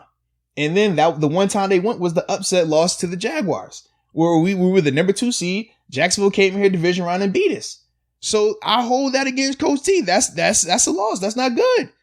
And then when we talk Sean Payton, okay, regular season rate, shoot, they're pretty much identical. Regular season and when you talk playoffs, is pretty similar. Obviously, Coach Tomlin has the extra appearance, but they both have 1 Super Bowl championship. But from a recency standpoint, you look at Sean Payton, just 2 years ago, they were in the NFC Championship game. They've been to 3 playoff appearances in the past 3 years as well. And for full body work, he has a Coach of the Year award where Coach Tomlin doesn't. And also, John Harbaugh has a Coach of the Year award where Coach Tomlin doesn't. Come on. Exactly. Come on. I don't know about that. Mm-hmm. That's fine. Whatever. I don't really. I mean, I'm sure Tomlin should have won 1 or 2 of those years. The same. He should have got an MVP as well. He won. He won the Super Bowl, Super Bowl 43. I think that year. Doug Peterson won a Super Bowl as well. He didn't get an MVP. He didn't get a Coach of the Year. I mean, I think Tomlin probably should have won. I don't know what year did Harbaugh win it. He probably won it that year. That was it 2008. Yeah, was it? I think it was. I got to check. It was 2008. Yeah. That's the year we won the Super Bowl. So he could take the Coach of the Year. Tomlin will take the Super Bowl. I think he'll gladly take the Super Bowl. That's why Andy Reid got a Super Bowl. He didn't get a Coach of the Year either. What's going on, man? That's why he's number 2. I don't really. It's whatever, man. Oh, nah, it's whatever. Okay, it is. Just throwing it out there, bro. It is whatever, dude. Okay. All right. Andy Reid's we both agree he's number 2. So that just goes to show how much we're really valuing those Coach of the Years, dude. No, because his body of work is so much better. When you look at 7 years in Kansas City, all it took was last year's Super Bowl, though. I'd probably have him under Tomlin. If it weren't for last year's Super Bowl, he didn't win a Super Bowl. He didn't get it done. Bro, I look at it like this, man. This man then went to 2 FC Championship games back to back. Went to the Super Bowl and actually won the Super Bowl. But in the past 7 seasons, he's only been in Kansas City 7 years. His lowest year where they didn't have a lot of wins was 9. That's the lowest win total he's had since being in Kansas City. That includes Alex Smith, because people will say, well, he's had Mahomes. He's only had Mahomes for what? Going on 3 seasons now? So that's a ton of winning for Andy Reid in Kansas City, where we talked about how their defense has been abysmal for a long time. They've dealt with the injuries. We saw they were good. They were good with Alex Smith. They were good with Alex Smith. Not about to sit here and do that. No, they were. They were. Bro, they could rush the passer. That was it. They had Tom Bahali and they had Justin Houston. They had Eric Berry back there, dude. Eric Berry was dealing with cancer. He was hurt in and out of the lineup. We already talked about that. They had good stretches of being a good defense. No, bro. Cut it out, man. They were, man. Cut it out, bro. They were. Cut it out. Dude, whenever we play, I swear to God, they were a decent defense whenever we went on the road against them. No, the 1 year we went on the road, we had Landry starting at quarterback. That's the year we lost. That would have been... No. I'm talking about in the playoffs. Okay, and in the playoffs... They had a decent defense with Smith. That's the only reason they were winning. No, Alex Smith was playing good. What are you talking about? He was okay. He was a good game manager. He did what he had to do. God. They had a decent defense, man. You are funny, bro. Nah, but my thing is you just got to have the hardware to be in that top 3 like that. And Reid didn't have it. That's what I'm saying. I would have had Tomlin at 2 at this point. But Reid got the ship last year, and I'm bumping him up to 2. He's a lock at 2 after that ship. No, I'm with you on that. His body of work speaks for itself. And I'm only counting Kansas City. I'm not even getting to what he did at Philly. Yeah, he had a good run with Philly, too.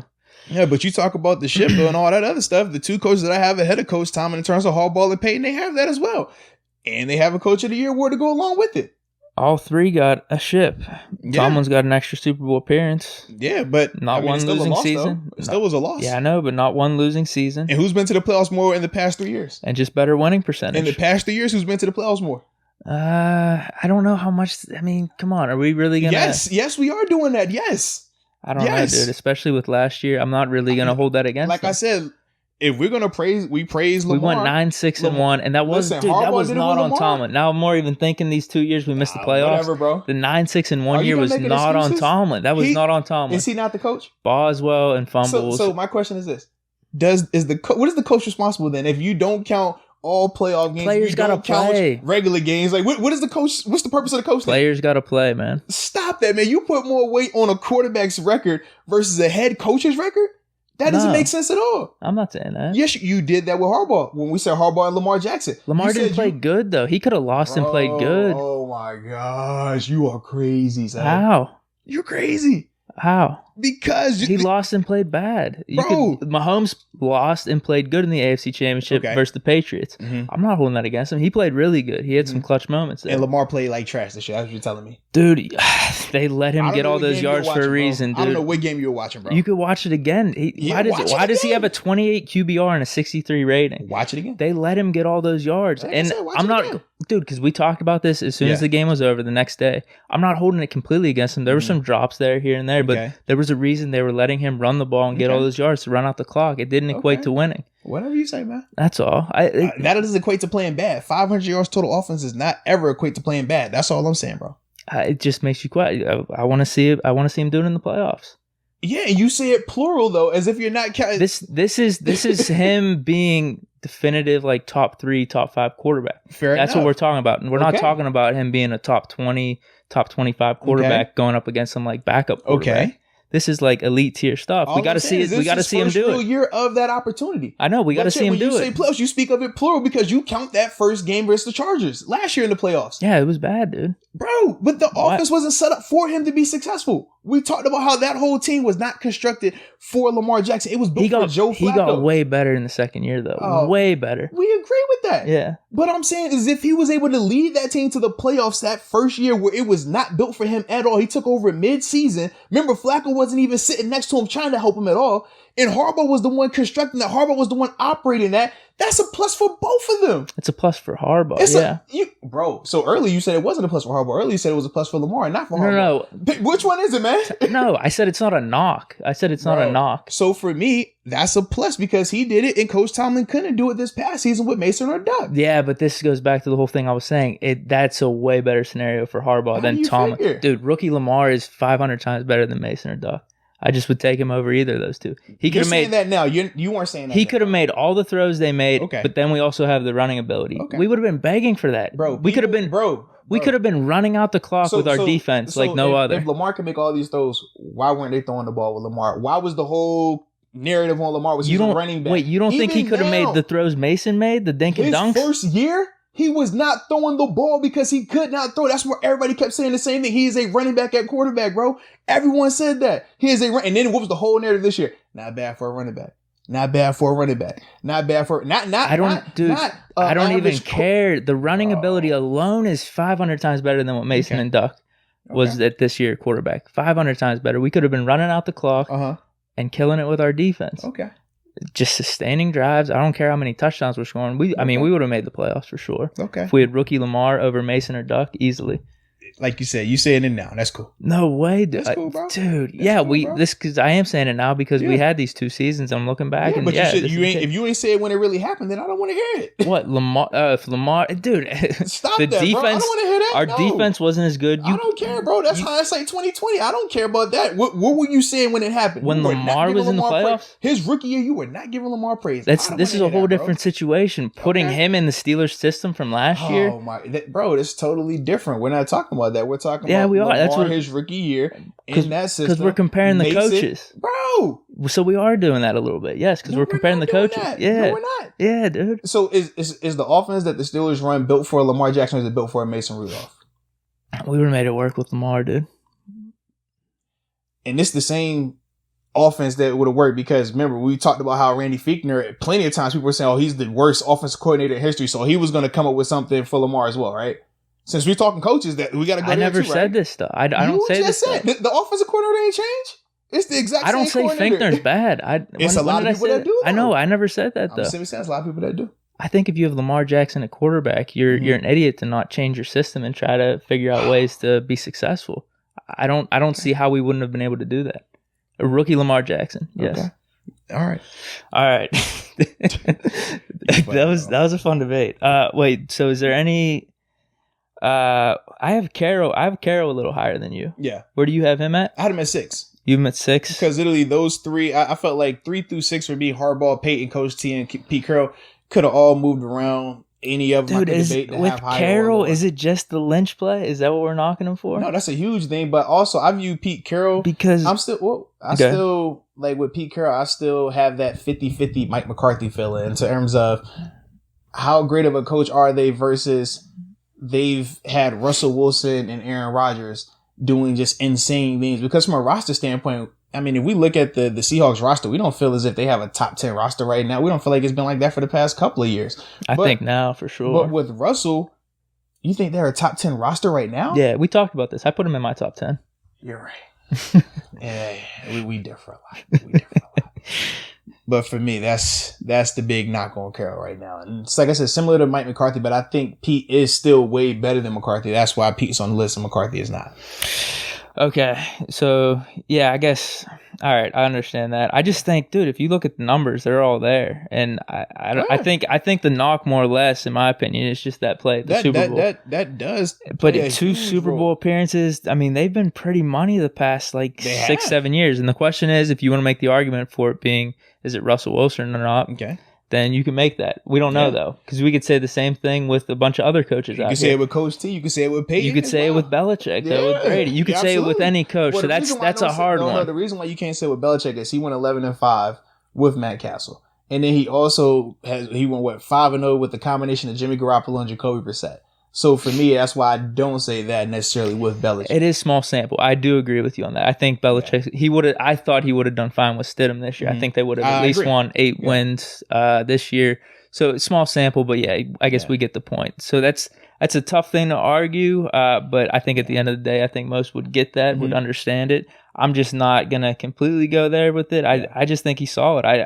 He's always has Seattle in contention. You could say it's Russell Wilson or not, but the numbers speak for themselves. I mean, which coach do you want me to put him in front of? Sean Payton, Harbaugh, Coach Tomlin? I'm putting him in front of Harbaugh and Payton. Just winning percentage. I think they have. Mm-hmm. It just feels like they're always in the mix a little bit more than those other two teams. Even though probably as of more of late, you got the Saints a little bit more, but Carroll's spans more out to 6-7 years. We're legitimate contenders. Both teams are, but I think Carroll's just spans a little bit longer. So that's why I got to give him the nod over to Peyton. And he's got the extra Super Bowl appearance. Now, like I said, I think people want to knock him for the whole play that happened. Yeah. But for him to be coaching the Patriots like that and, toe to toe and then bring him back like that, I'm not going to completely hold that against him. Fair enough. So, all right. So I got Carroll at 4, 5, 6, Harbaugh, Peyton, and then Peterson at 7. Where do you have Peterson? I had Peterson at 8. Okay. Who do you have at 7? McVay. Okay, so we just got those flip-flopped. Mm-hmm. And then you had that's I don't know. I think that's probably just personal preference there. We could more or less get into 9 and 10 here because we have a big disparaging I guess difference here. So I got McCarthy at 9. You've who do you have 9? You've McDermott at 9. Who do you have at 10? I got Shanahan at 10. Kyle Shanahan. And you don't have him on your list, correct? I don't. I've had enough of him, dude. And Bruce Arians I have at 10. Okay. McCarthy, I just got to go off what he's done, dude. Same thing with Carroll. 6-18 regular season winning percentage. He's 10-6 in the playoffs, and he's got a Super Bowl. Not any of the other coaches can say they have a Super Bowl outside of John Gruden, who I was thinking about putting in here. I just couldn't defend that, dude. I was looking at his regular season percentage. He has a lot, probably about 3 or 4 bad seasons thrown in there. Okay. A few 7-9. It's just the regular season percentage is there, and you talk about recency. Yeah. I need to see it. I need to see him at least get the Raiders back in the playoffs, back in the mix for him to be considered in the top 10 again. So, McCarthy's got the ring, dude. So I'm putting him up there. Yeah, like I said, man, I understand you can say he has the ring. I'm not a fan of McCarthy either. I'm really not. I'm really not. But what year was that when he won the ring? That was 10, right? Back in 2010. That's 10 years ago. I'm not falling for that. I'm sorry. I just can't. But how is it a knock for a coach to have experience or for him to do something a while back? Don't you get smarter or wiser as time goes by? You would hope that, but you saw he got fired, so clearly that wasn't always the case. See how Aaron Rodgers speaks of him, so that's not always the case. Could we say there are reports that Rodgers is tough to deal with?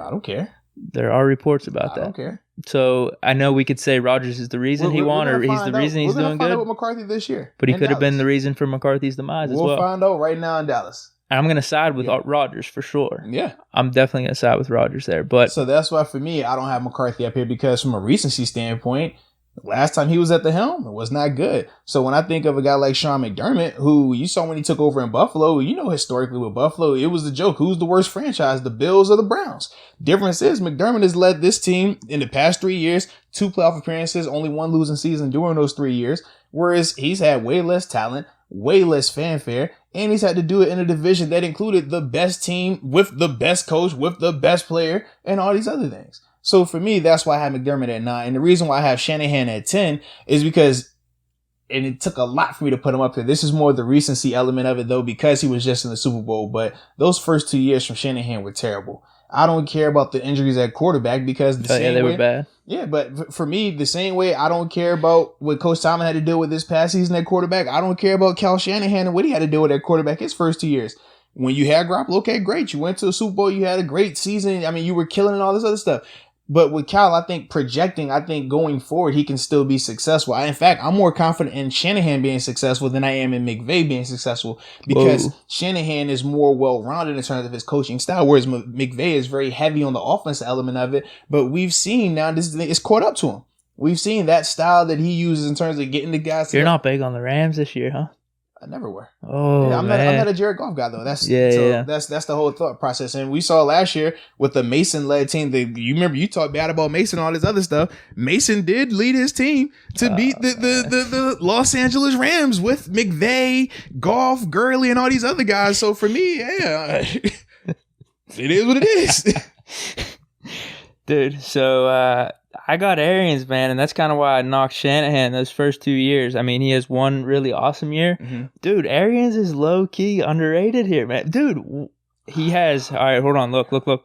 587 I should have just known because it's the Steelers thing. Nope, it's not, dude. It's not. It's the Brady thing. You're right. I got it. It's not. 587 winning percentage. And it's actually higher because they didn't count his 9-3 year with the Colts whenever he stepped in for Pagano. Okay. Luck as a rookie. So it's actually over 600 winning percentage. Okay. 1-2 in the playoffs, so nothing crazy. But we have last year where he had Jameis throwing 30 picks. Still went 7-9. His years in Carolina, he basically revitalized Carson Palmer's career. Had some awesome teams there, but then also had to deal with Cardinals. I was like, hold on, wait a minute. It started with a C. I just botched it up. But anyway, with the Cardinals, he revitalized Carson Palmer's career. And then he also did have to deal with a bunch of injuries, a bunch of Lindleys, Finley, Stans, a bunch of backup quarterbacks. I don't care. But they were still going 8-8 and 7-9. So he has the regular season winning percentage record over 600. He has a little bit of longevity. I know it's really only 5.5 seasons. So he has that over Shanahan where it's a little bit bigger body of work. And if you want to talk, I'm not going to use this as the hammer, this is definitive as to why he's over Shanahan. But I'll just throw it out there. 2 Coach of the Years. So yeah, I'm going with Arians, man. What years did he win those anyways? Huh? What year were those that he won Coach of the Year? The one was with the Colts, and then when he stepped in, Cardinals, right? It was one of the middle Cardinals years, like 14 or 15. So yeah, that's why I'm taking Arians. I ain't against it, man. We talk about recency. I think 7-9 with 30 picks last year with Jameis. I think he's going to prove this year with Tom Brady that they're going to be a 12-win, 11-win team. We will see. So yeah, dude, I think he's underrated a little bit, man. He's got the longevity. He's got the winning percentage. We'll see. Dude, Arians at 10. Why not? All right, we'll see. For me personally, I would have took Vrabel over him, but that's for another debate, man. No. Oh, you just want to do that to me. No, you just want to do.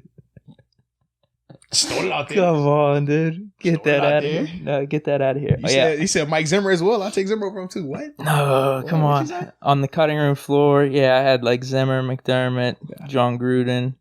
Oh, obviously Shanahan. Shanahan was he's in the mix there too. They just didn't make the top 10. Fair enough. Unfortunate for them. I like it. So just one quick recap. I went Belichick at 1, Andy Reid at 2, Harbaugh at 3, Sean Payton at 4, Coach T at 5, Pete Carroll at 6, Sean McVay at 7, Doug Peterson at 8, Sean McDermott at 9, and then Kyle Shanahan at 10. And you went Belichick, Reid, Tomlin, Pete Carroll, John Harbaugh, Sean Payton, Doug Peterson, Sean McVay, Mike McCarthy, Bruce Arians. I like it. That was fun, man.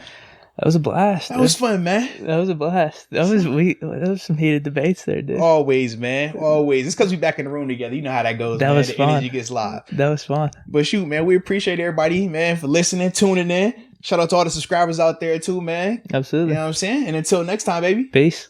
All right, ladies and gentlemen, I'm very excited about this next guest, man. This goes back to my JMU days, so you know this hits home. Now, this guy right here, man, he's the JMU women's basketball all-time winningest coach. He's coached he's been coach of the year numerous times. He's coached numerous player of the year, rookie of the year, defensive player of the year, WNBA draft picks. You name him, he's coached them. He's currently the head coach of the Virginia Tech women's basketball program, and he has over 400 career wins. So without further ado, ladies and gentlemen, Coach Kenny Brooks. Coach, how are you doing, man? I'm doing awesome, man. I tell you what, it's great to be on with you. You know, I've always considered you like a little brother, watching you up in the stands, rooting for you. So I'm glad to be here in studio with you or talking with you. Man, I definitely appreciate it. And like I said, man, you know, you are a legend. So it's all love. Now, man, hopping into it, you know, this past season, obviously it was kind of crazy because of how everything ended with the NCAA tournament being canceled. But your team, I mean, y'all were doing something special, had the opportunity to essentially get your first NCAA tournament bid. It would have been Virginia Tech's first bid since 2006. So just talk about ultimately how you and your team handled the news of the tournament being canceled and how things have been since then for y'all. Man, I tell you, Arthur, it was just pure disappointment. And obviously, and, you know, coming from James Madison, where, you know, we had everything rolling and everything was, you know, going extremely well. And we were making, you know, consistent NCAA tournament appearances. It was almost the norm. So coming here, it was a reason that I came here. They wanted to get back to that level. And it took a little while for us to really, you know, get our philosophy in place and just trying to really change the culture, Virginia Tech women's basketball. And that takes time. And so we went through a few years of just heartache or just trying to, you know, implement our philosophy, our system and whatnot. And we felt like this was a year that we were going to be able to reap the benefits of our labor. And we put together a team that, you know, I've been coaching for, you know, almost 30 years. And I don't think I've ever had a team as close knit as this group. And they just really shared, you know, in each other's successes. They shared each other's failures. We won as a team. We did everything as a team. And they just listened to me and they believed in me. They believed in the things that I talked about. And I said, you know, if you guys sacrifice, we will win. You know, if you do this, you know, then good things will happen. And, you know, they never doubted. They just did it. They rooted for each other. You know, we had a tremendous year where when a lot of people thought we were going to, you know, fall off a little bit because we lost the WNBA draft pick. We lost our leading scorer. A lot of people thought we were going to, you know, be in a rebuild mode. And I just kept telling them, if you guys believe in each other and you work hard, you know, good things will happen. And they did everything I asked. And so for us to continue in the season, we finished tied for fourth in the ACC, which is one of the best leagues in the country. Off of that, just believing in each other. So when it was really time for us to hear our name called, you know, a culmination of 4 years of hard work and even more so for Virginia Tech women's basketball, it was like the rug got pulled out from underneath of us. You know, it's like preparing this beautiful meal and you get all the right ingredients and you put everything together and all of a sudden you just can't eat it. And so it's pure disappointment. And, you know, we kept hoping and praying that, you know, we were going to be able to play just to hear our name called. And when it didn't happen, you know, I put a lot of blood, sweat, and tears into this thing. And, you know, we did a lot of work. And to be honest with you, for a couple of days, I was depressed. I just laid in bed. I'm watching TV. I'm on Netflix. I even got to the point where I was watching Little House on the Prairie. Oh, I'm wow. like, what is going on?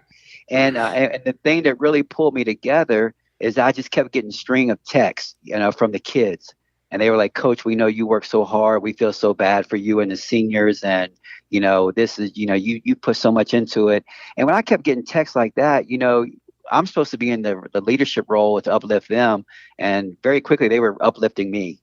And for me, it just proved that we had a special team, a great team. And, you know, even though we didn't get our name called, just the work, you know, the effort that they put into it, it just goes to show you that, you know, this program has come a long way. And we're looking forward to, you know, keeping the momentum going and building off of it. I like it.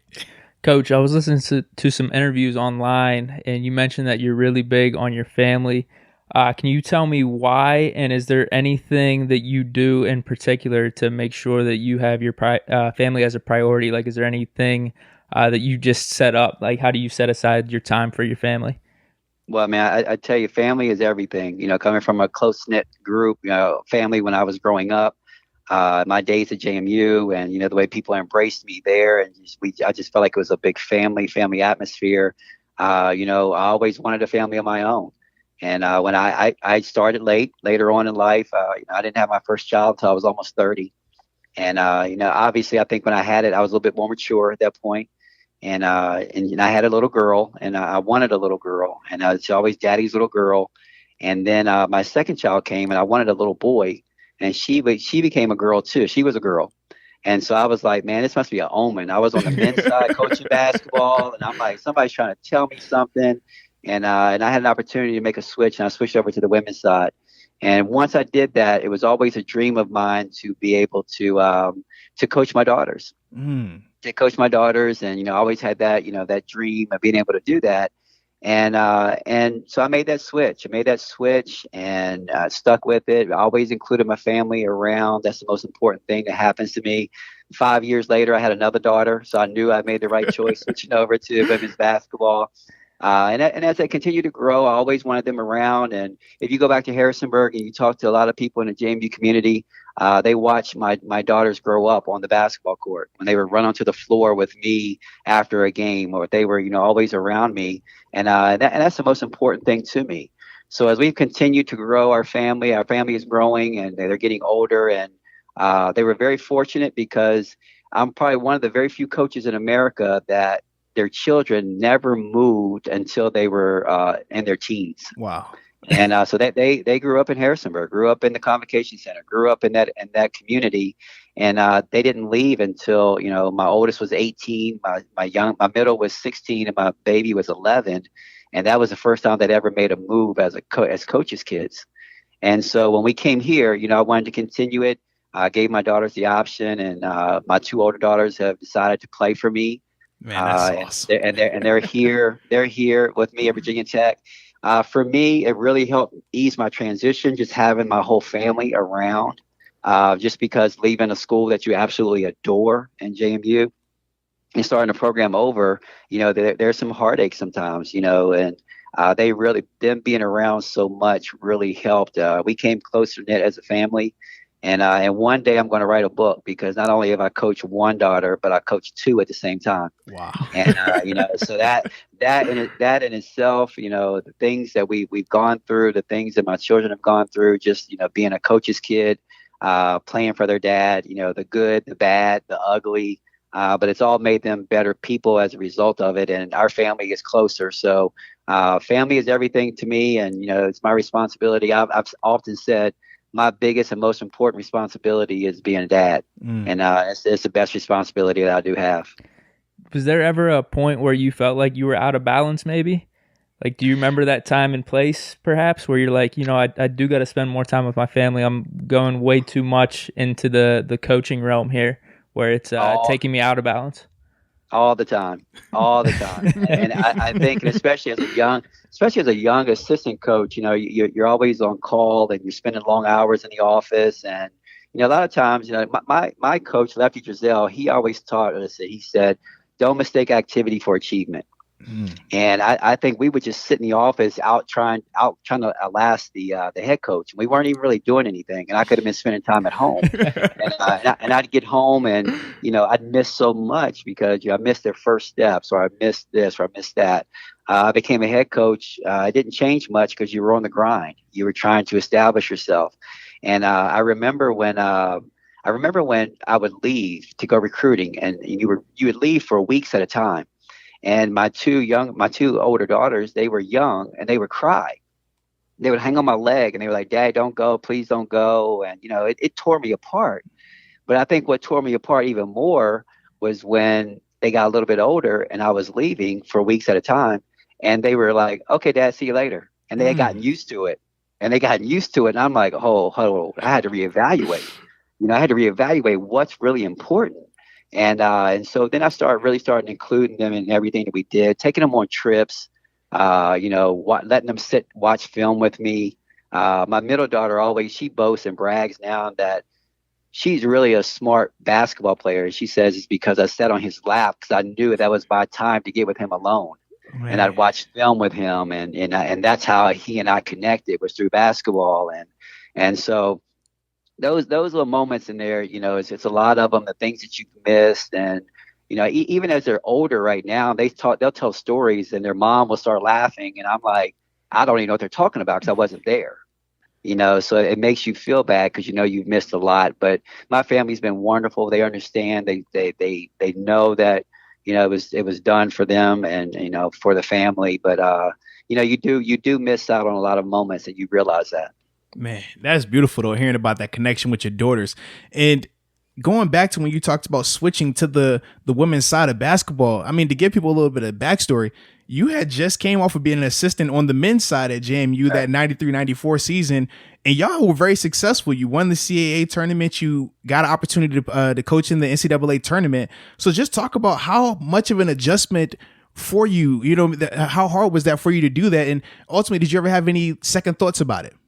All the time, man. I always love the women's game. Coach Sheila Mormon, the legendary coach at JMU, she was the head coach there when I was on the men's side at JMU. And I'd always leave. The guys would leave practice and they would go to D Hall or PC Dukes or do whatever, and I'd always stick around and watch the women practice. I've always loved the game because I feel like it's in its purest form. Yes. The camaraderie, the high fiving, and you can just teach the game. So I always had an affection for it. I always loved it. So my connections obviously were on the men's side. So I got into the game on the men's side, but I always had an eye on the women's side. And so when I had the opportunity to switch over, the very first time I asked my wife, who was in favor. I asked Casey Carter, who always supported me and gave me great advice, and she supported the decision. But my mom was like, "Don't you dare do it." Oh, wow. My mom was like, "I don't like women's basketball. You're going to be the next head basketball coach at JMU on the men's side. Stick with it." And I got cold feet. And I didn't do it. Well, then 2 years later, the same opportunity came. And I talked to two people this time. I talked to my wife, who was in favor, and I talked to Casey Carter, for an hour. And, and a leap of faith, I took it. I jumped on it. As you can imagine, Arthur, the Daily News Record went crazy. The headlines was Brooks jumped ship, and it was like, it was crazy for a couple of days because it was awkward too, because I left a lot of the guys that I had recruited, the Dwayne Broyles, Chris Williams, and all those guys. And I went across the hall. And so when I did it, there wasn't a big adjustment period. And, I questioned myself, did I make the right move? Did I not? I had even guys in the men's profession, talking about, yo, what are you doing, man? What are you doing? And so 6 months into my tenure as a assistant coach on the women's side, the head coach takes a leave of absence. And I'm thrust into this head coaching role. 6 months in, I had only seen 2 women's games from the bench. And my first game that I ever had to coach, ironically, was when we played at Virginia Tech. Wow. Here in Castle Coliseum. And I remember I'm yelling at the referees because I'm like, I want him to give a 5-second call, a closely guarded call. I'm yelling at him. That's a 5-second call. That's a 5-second call, John. Finally, the third time I yelled at him, he came over and he said, "Kenny, there's no 5-second call in women's basketball." And I thought to myself, dang, it's a different sport. So I got to educate myself a little bit more. But ever since that moment, man, it's been smooth sailing. Those same guys who were asking me, what were you doing? I crossed paths with them now, and they say, man, you were a genius. You were ahead of the game. You saw it. But I've had opportunities to go back on the men's side. But I'm very comfortable where I am. I love the women's game. I love the sport. I love where our program is. And but it's been a fun journey, man.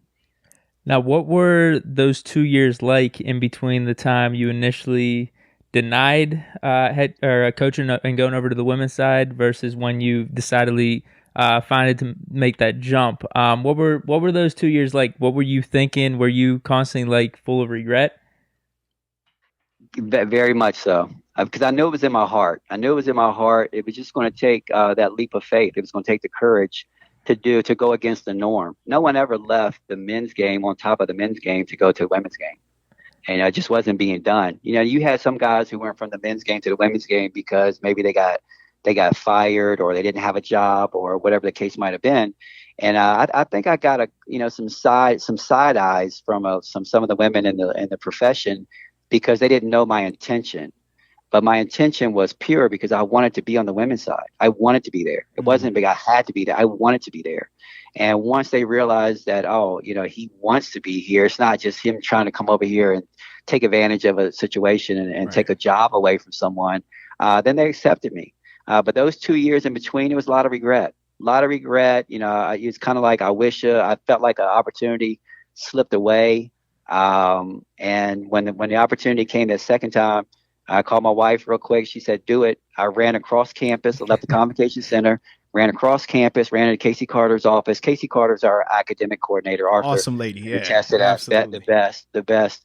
And she and I sat and we talked for an hour, and then and you notice how I said I didn't call my mom. I was about to say you left mom out this time. No, yeah, I left mom out of the equation. But the funny thing is, my mom absolutely loves women's basketball now. Nice. Loves it. Loves it. So that those 2 years, there was a lot of regret. I coulda, shoulda, I would've. But I think it strengthened my just desire and an understanding of where I really felt like I needed to be. Okay. And now, when you've been talking about some of the people that you've coached on the women's side, I mean, Tamara Young, Lauren Okafor, and Reagan McGarity, just to name a few, in terms of ladies that have went on to play in the WNBA under your tutelage. So just throughout your career, who would you say is the best player you've had the opportunity to coach? Whoa, you're going to get me in trouble. I mean, I've seen your list, man. You got some crazy people under there, man. Hey, I tell you this, man, and I've always said it to my girls, and this is not a sexist statement or anything, but in women's basketball, you got to treat them fair. So if you see one and their hair looks nice, you better tell them all their hair looks Very nice. true. So I you have daughters, so you can't go in there and you can't say, hey, she was the best or whatever, because they listen. I got in trouble last year. I think I said this team was the best team that I had. Oh, and man. Quickly, man, my JMU girls, they were blowing me up. So trust me when I say that I have coached a lot of wonderful young players. But you can't go without mentioning Tamara Young. You can't go without mentioning Jasmine Gwathmey and Kirby Burkholders. And I got a couple kids here now that I think they're really rival, the kids that I had at JMU. So I'm really, really excited about that. I like that. smart hey, was that a good political answer? Hey, trust me, that's the way you got to go sometimes. I'm with you. Yeah. No, during your time, obviously, we talked about some of the talented players that you coached, but you also had a chance to coach against one of the best players that we've ever seen, both in the CAA and in the WNBA, in terms of Elena Delle Donne. Now, when you were coaching against her at the University of Delaware, what was that like for you? And did you feel when you saw her in college that she was going to be able to dominate the way she does in the WNBA now? Well, I tell you what, I knew I was witnessing greatness, and I always laugh and joke right now. And even if I see Elena right now and talk to her, she's the reason that we didn't have 7 championships in a row. Yeah, when we won 2, and she was like a freshman and sophomore. Her junior and senior year, she won the championship, and then right after her, we won 3 in a row. So we won 5 out of 7. And if it weren't for her, we would have been able to get 7 in a row. But you talk about a generational talent. I mean, this kid was 6'5", or is 6'5", guard skills.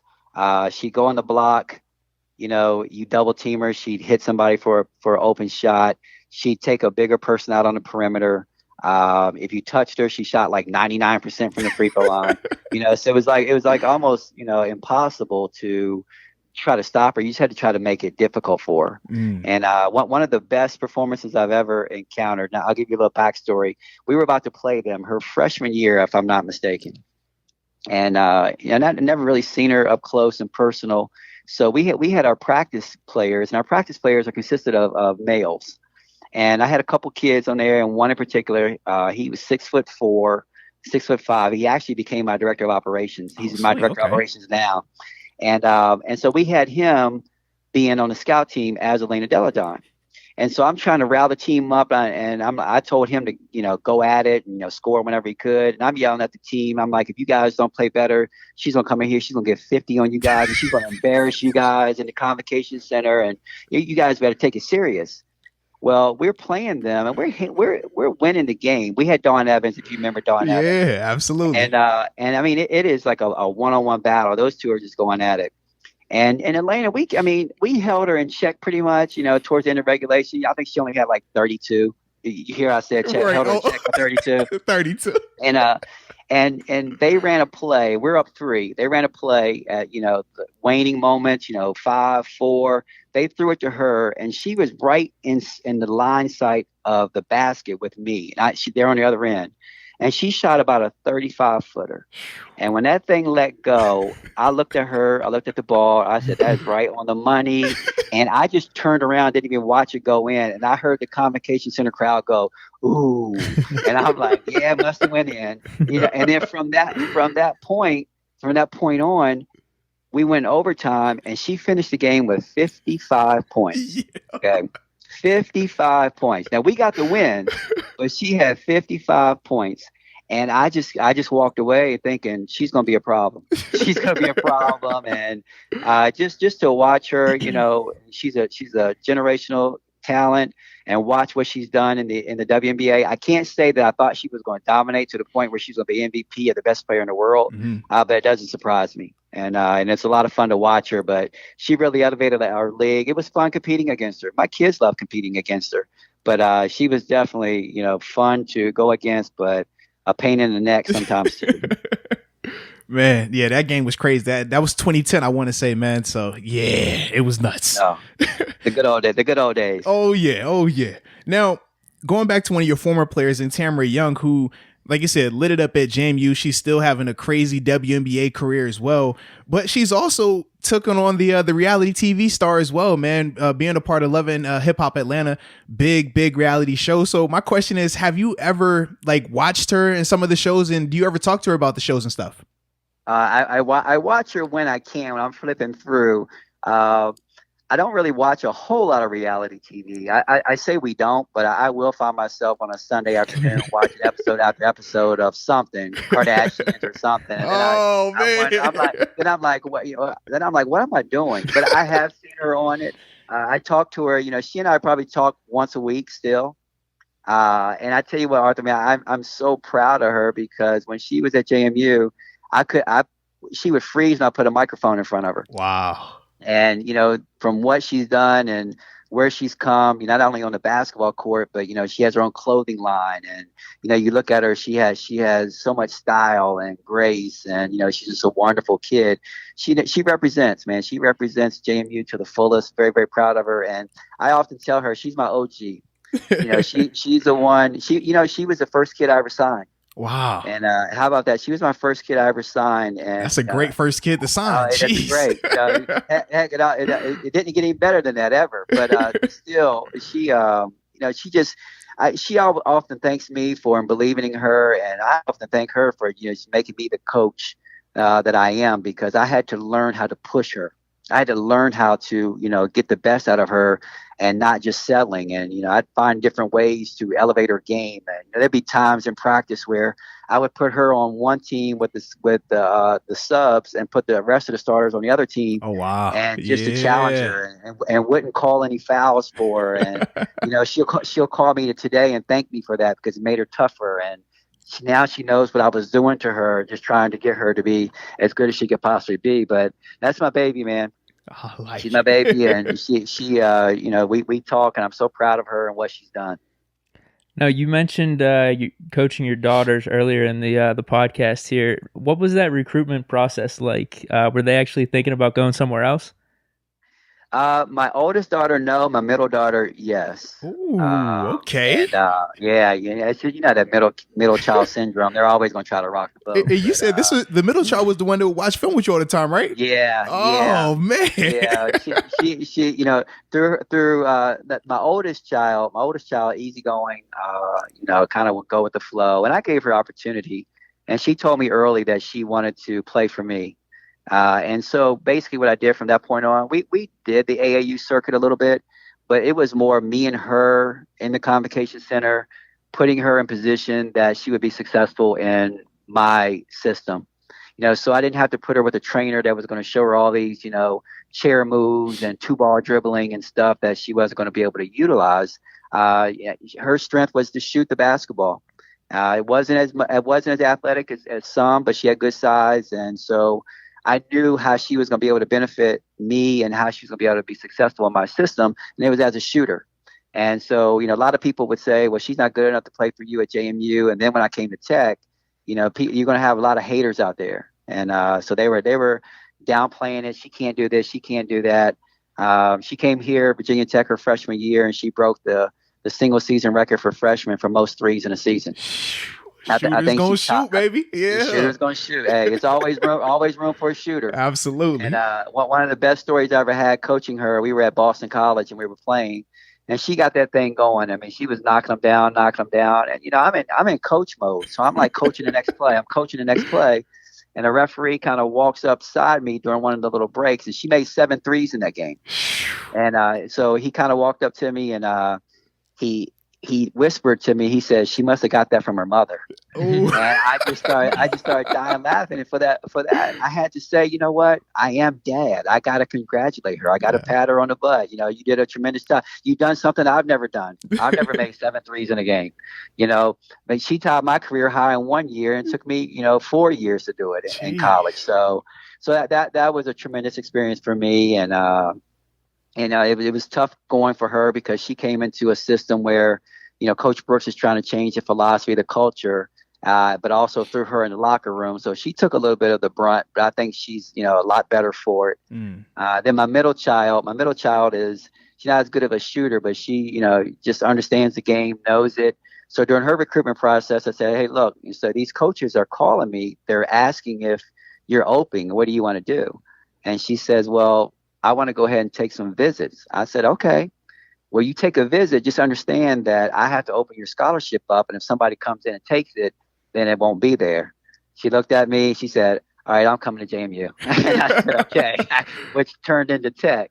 But I had to convince her a little bit, with that persuasive parenting like we have to do sometimes. Well, because I was going to say, like, how do you even recruit your daughter and at the same time allow her to be recruited by other people? Like, are you showing up? Because I'm thinking of when I was recruited, my parents were coming to the visits with me. Like, imagine you're at JMU at the time and Delaware wants to recruit your daughter. You're like, hey, what's up now? Yeah.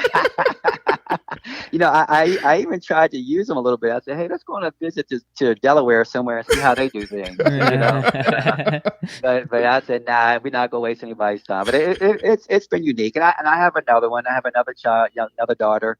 Who probably is, she right now as a freshman in high school, she's taller than the other two already. Okay.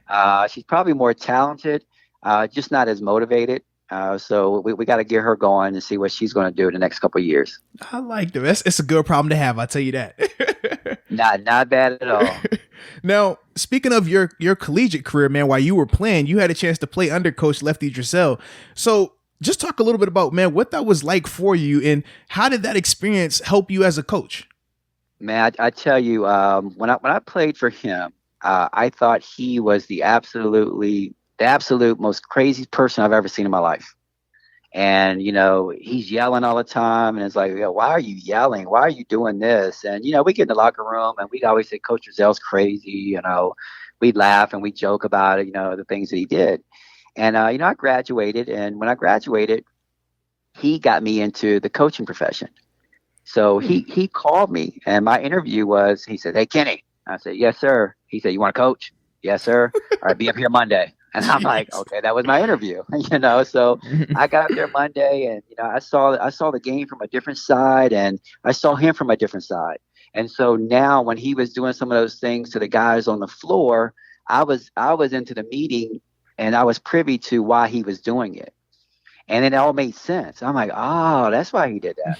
Oh, that's why he was doing that. And so, he got me into it and I continued on and, made the transition and he continues to follow me to this day.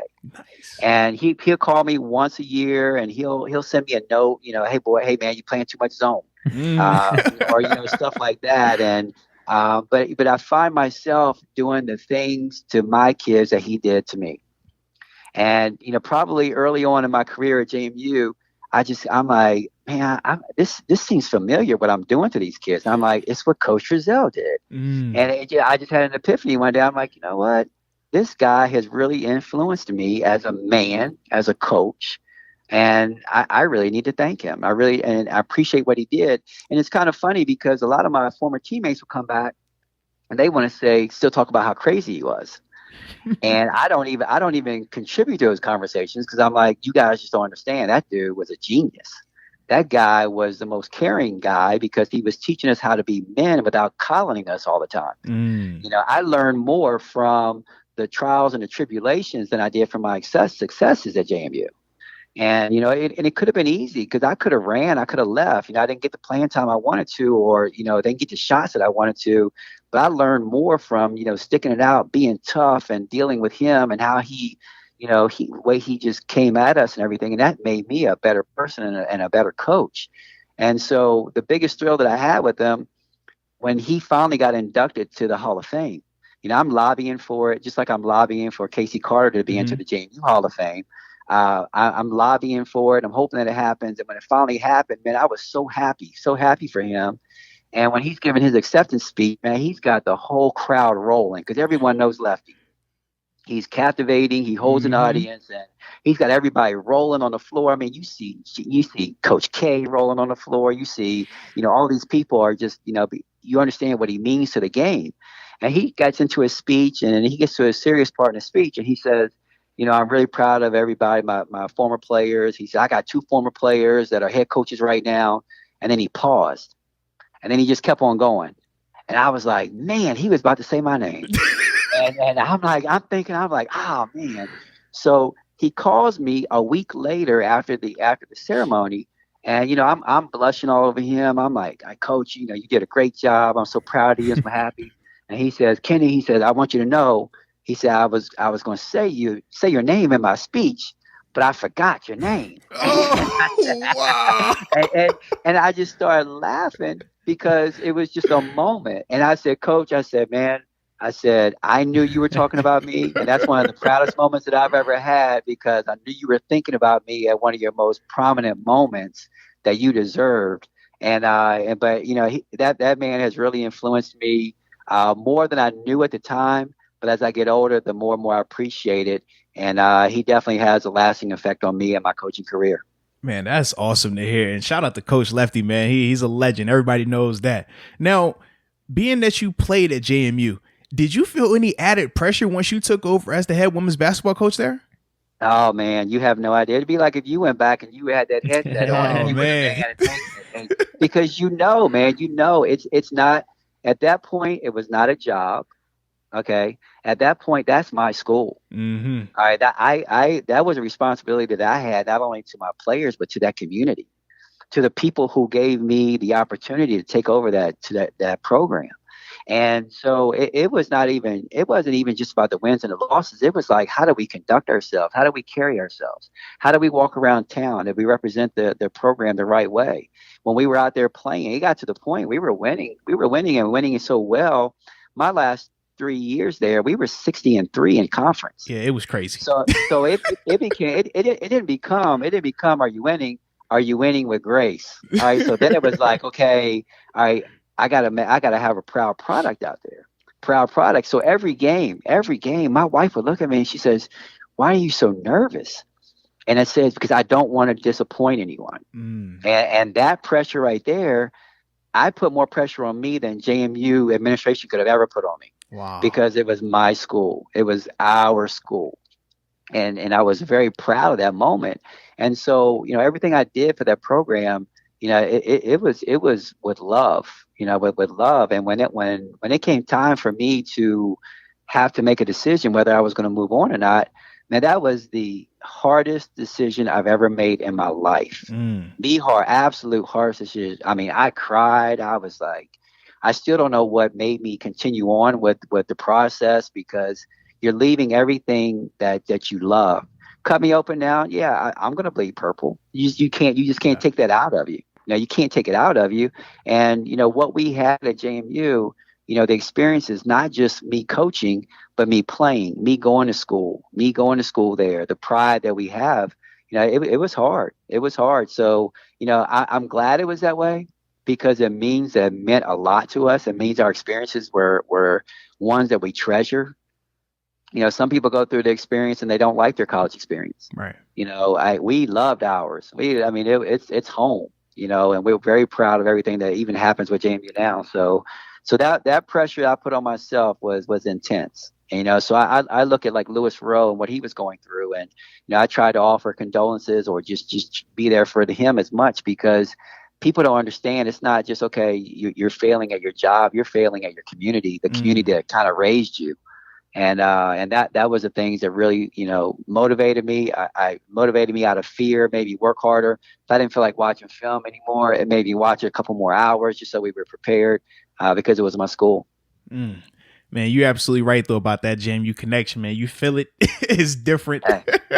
Hey, look, man. I'm a Cowboy fan, but I was rooting for you like heck when you're playing for, I can't even say it, the Steelers. I mean, what am I doing here? And it's funny. I love football. But mainly everybody, what they do. They look at the quarterback, look at the running back. Where's the ball going? But I'm watching you. I'm looking at the linebacker. I like it. That's my guy, because you my JMU guy. So. Man, respect, man. Trust me, I definitely appreciate that. It means a lot, especially coming from you. And now, we in the NFL, we always talk about our welcome to the NFL moments, or for the NBA, you get your welcome to the NBA moment. So just talk about your welcome to college basketball moment as a coach. Oh man, it's a lot. I think the biggest one that I had, I was on the men's side. I was coaching in JMU, and I just left JMU. I just left VMI. I went to VMI, cut my teeth as an assistant. Was fortunate enough to be able to come back to JMU and be an assistant coach under Sherman Dillard. And again, it's our alma mater, and pride. And we're playing VMI, and I'm the assistant coach. We're playing VMI. Kids that I have recruited to VMI, and at VMI we were always chomping at the bit to get a piece of JMU. All right, so finally the game got scheduled, but I was on the JMU side, and so Sherman Dillard, the game's not going well, but we're down by 15. And the VMI guys, they're pumped up, and they're pressing us all over the place, and they're whooping us pretty good. Sherman gets a little upset, and he gets a technical foul. And, I'm like, oh, coach, you got to calm down. Well, as Sherman is walking away from the referee that called a technical on him, he's giving him a few choice words as he's walking away. But he unbeknownst to him, he's walking towards the other referee. And the other referee hit him with another one. Bam, that's a second technical. I'm like, coach, you got to calm down. You can't get another way. And halfway through my sentence, I'm like, oh my goodness, I got a coach now. And I had never called a timeout before. I've always been that assistant coach. It was always easy to say, we should have called a timeout, or we should have ran this. It's easy to say that after the fact. And all of a sudden, I was the head coach. And we're down 15 to the team that I had helped recruit on the other side. And I stood up, and I remember walking up and down that sideline, and I thought to myself, man, it is hot up here. I got to take my jacket off. And I took my jacket off. I got armpit sweat going on. I'm like, what is going on here? And people kept coming at me, and they were like, hey, what do you want to run here? Hey, we should probably do this. Players coming over. Hey, do you want this going on? And I'm like, man, this is fast. I mean, everybody, like I just wanted to go hide somewhere. And then we got that thing rolling, and all of a sudden we start coming back, and they look over at me, what play you want to run? And look, and nobody knows to this day, but I'm guessing. I'm like, 2. Let's run 2. And all of a sudden it works. I'm like, all right, okay. We want right now. Let's try 3. And it's working.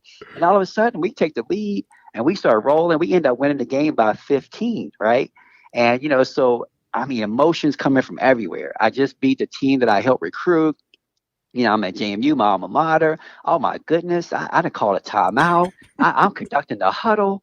Man, this thing is all right. I kind of like this head coaching thing. And that was my big moment to like, you know what? You can do this. Man. You can do this, and you feel comfortable doing it. And so that was my welcome to college coaching moment, even though I had been an assistant for a little bit, but that was probably my biggest moment right there. Man, that's an awesome story right there, man. And shout out to Sherman Dillard. We actually had him on as a guest as well, man. He's an awesome cat, man. So yeah, he is, man. He is. Good to see that JMU connection right there, man. Yeah, I owe him a lot. Again, a lot of the JMU connection has helped guide me and has really helped put me in this situation that I'm in right now. So I'm always forever grateful for that. I like it. Well, Coach, man, we definitely appreciate you again for hopping on the podcast with us, man. It's been a blast. We wish you nothing but the best going into this next season, and stay safe and healthy as well. I appreciate you guys, man. Yep. You guys are awesome. Anything I can ever do for you, I'm always rooting for you guys. But just let me know. I appreciate it. And appreciate likewise. it. Thank you. All right, go Dukes. Yeah.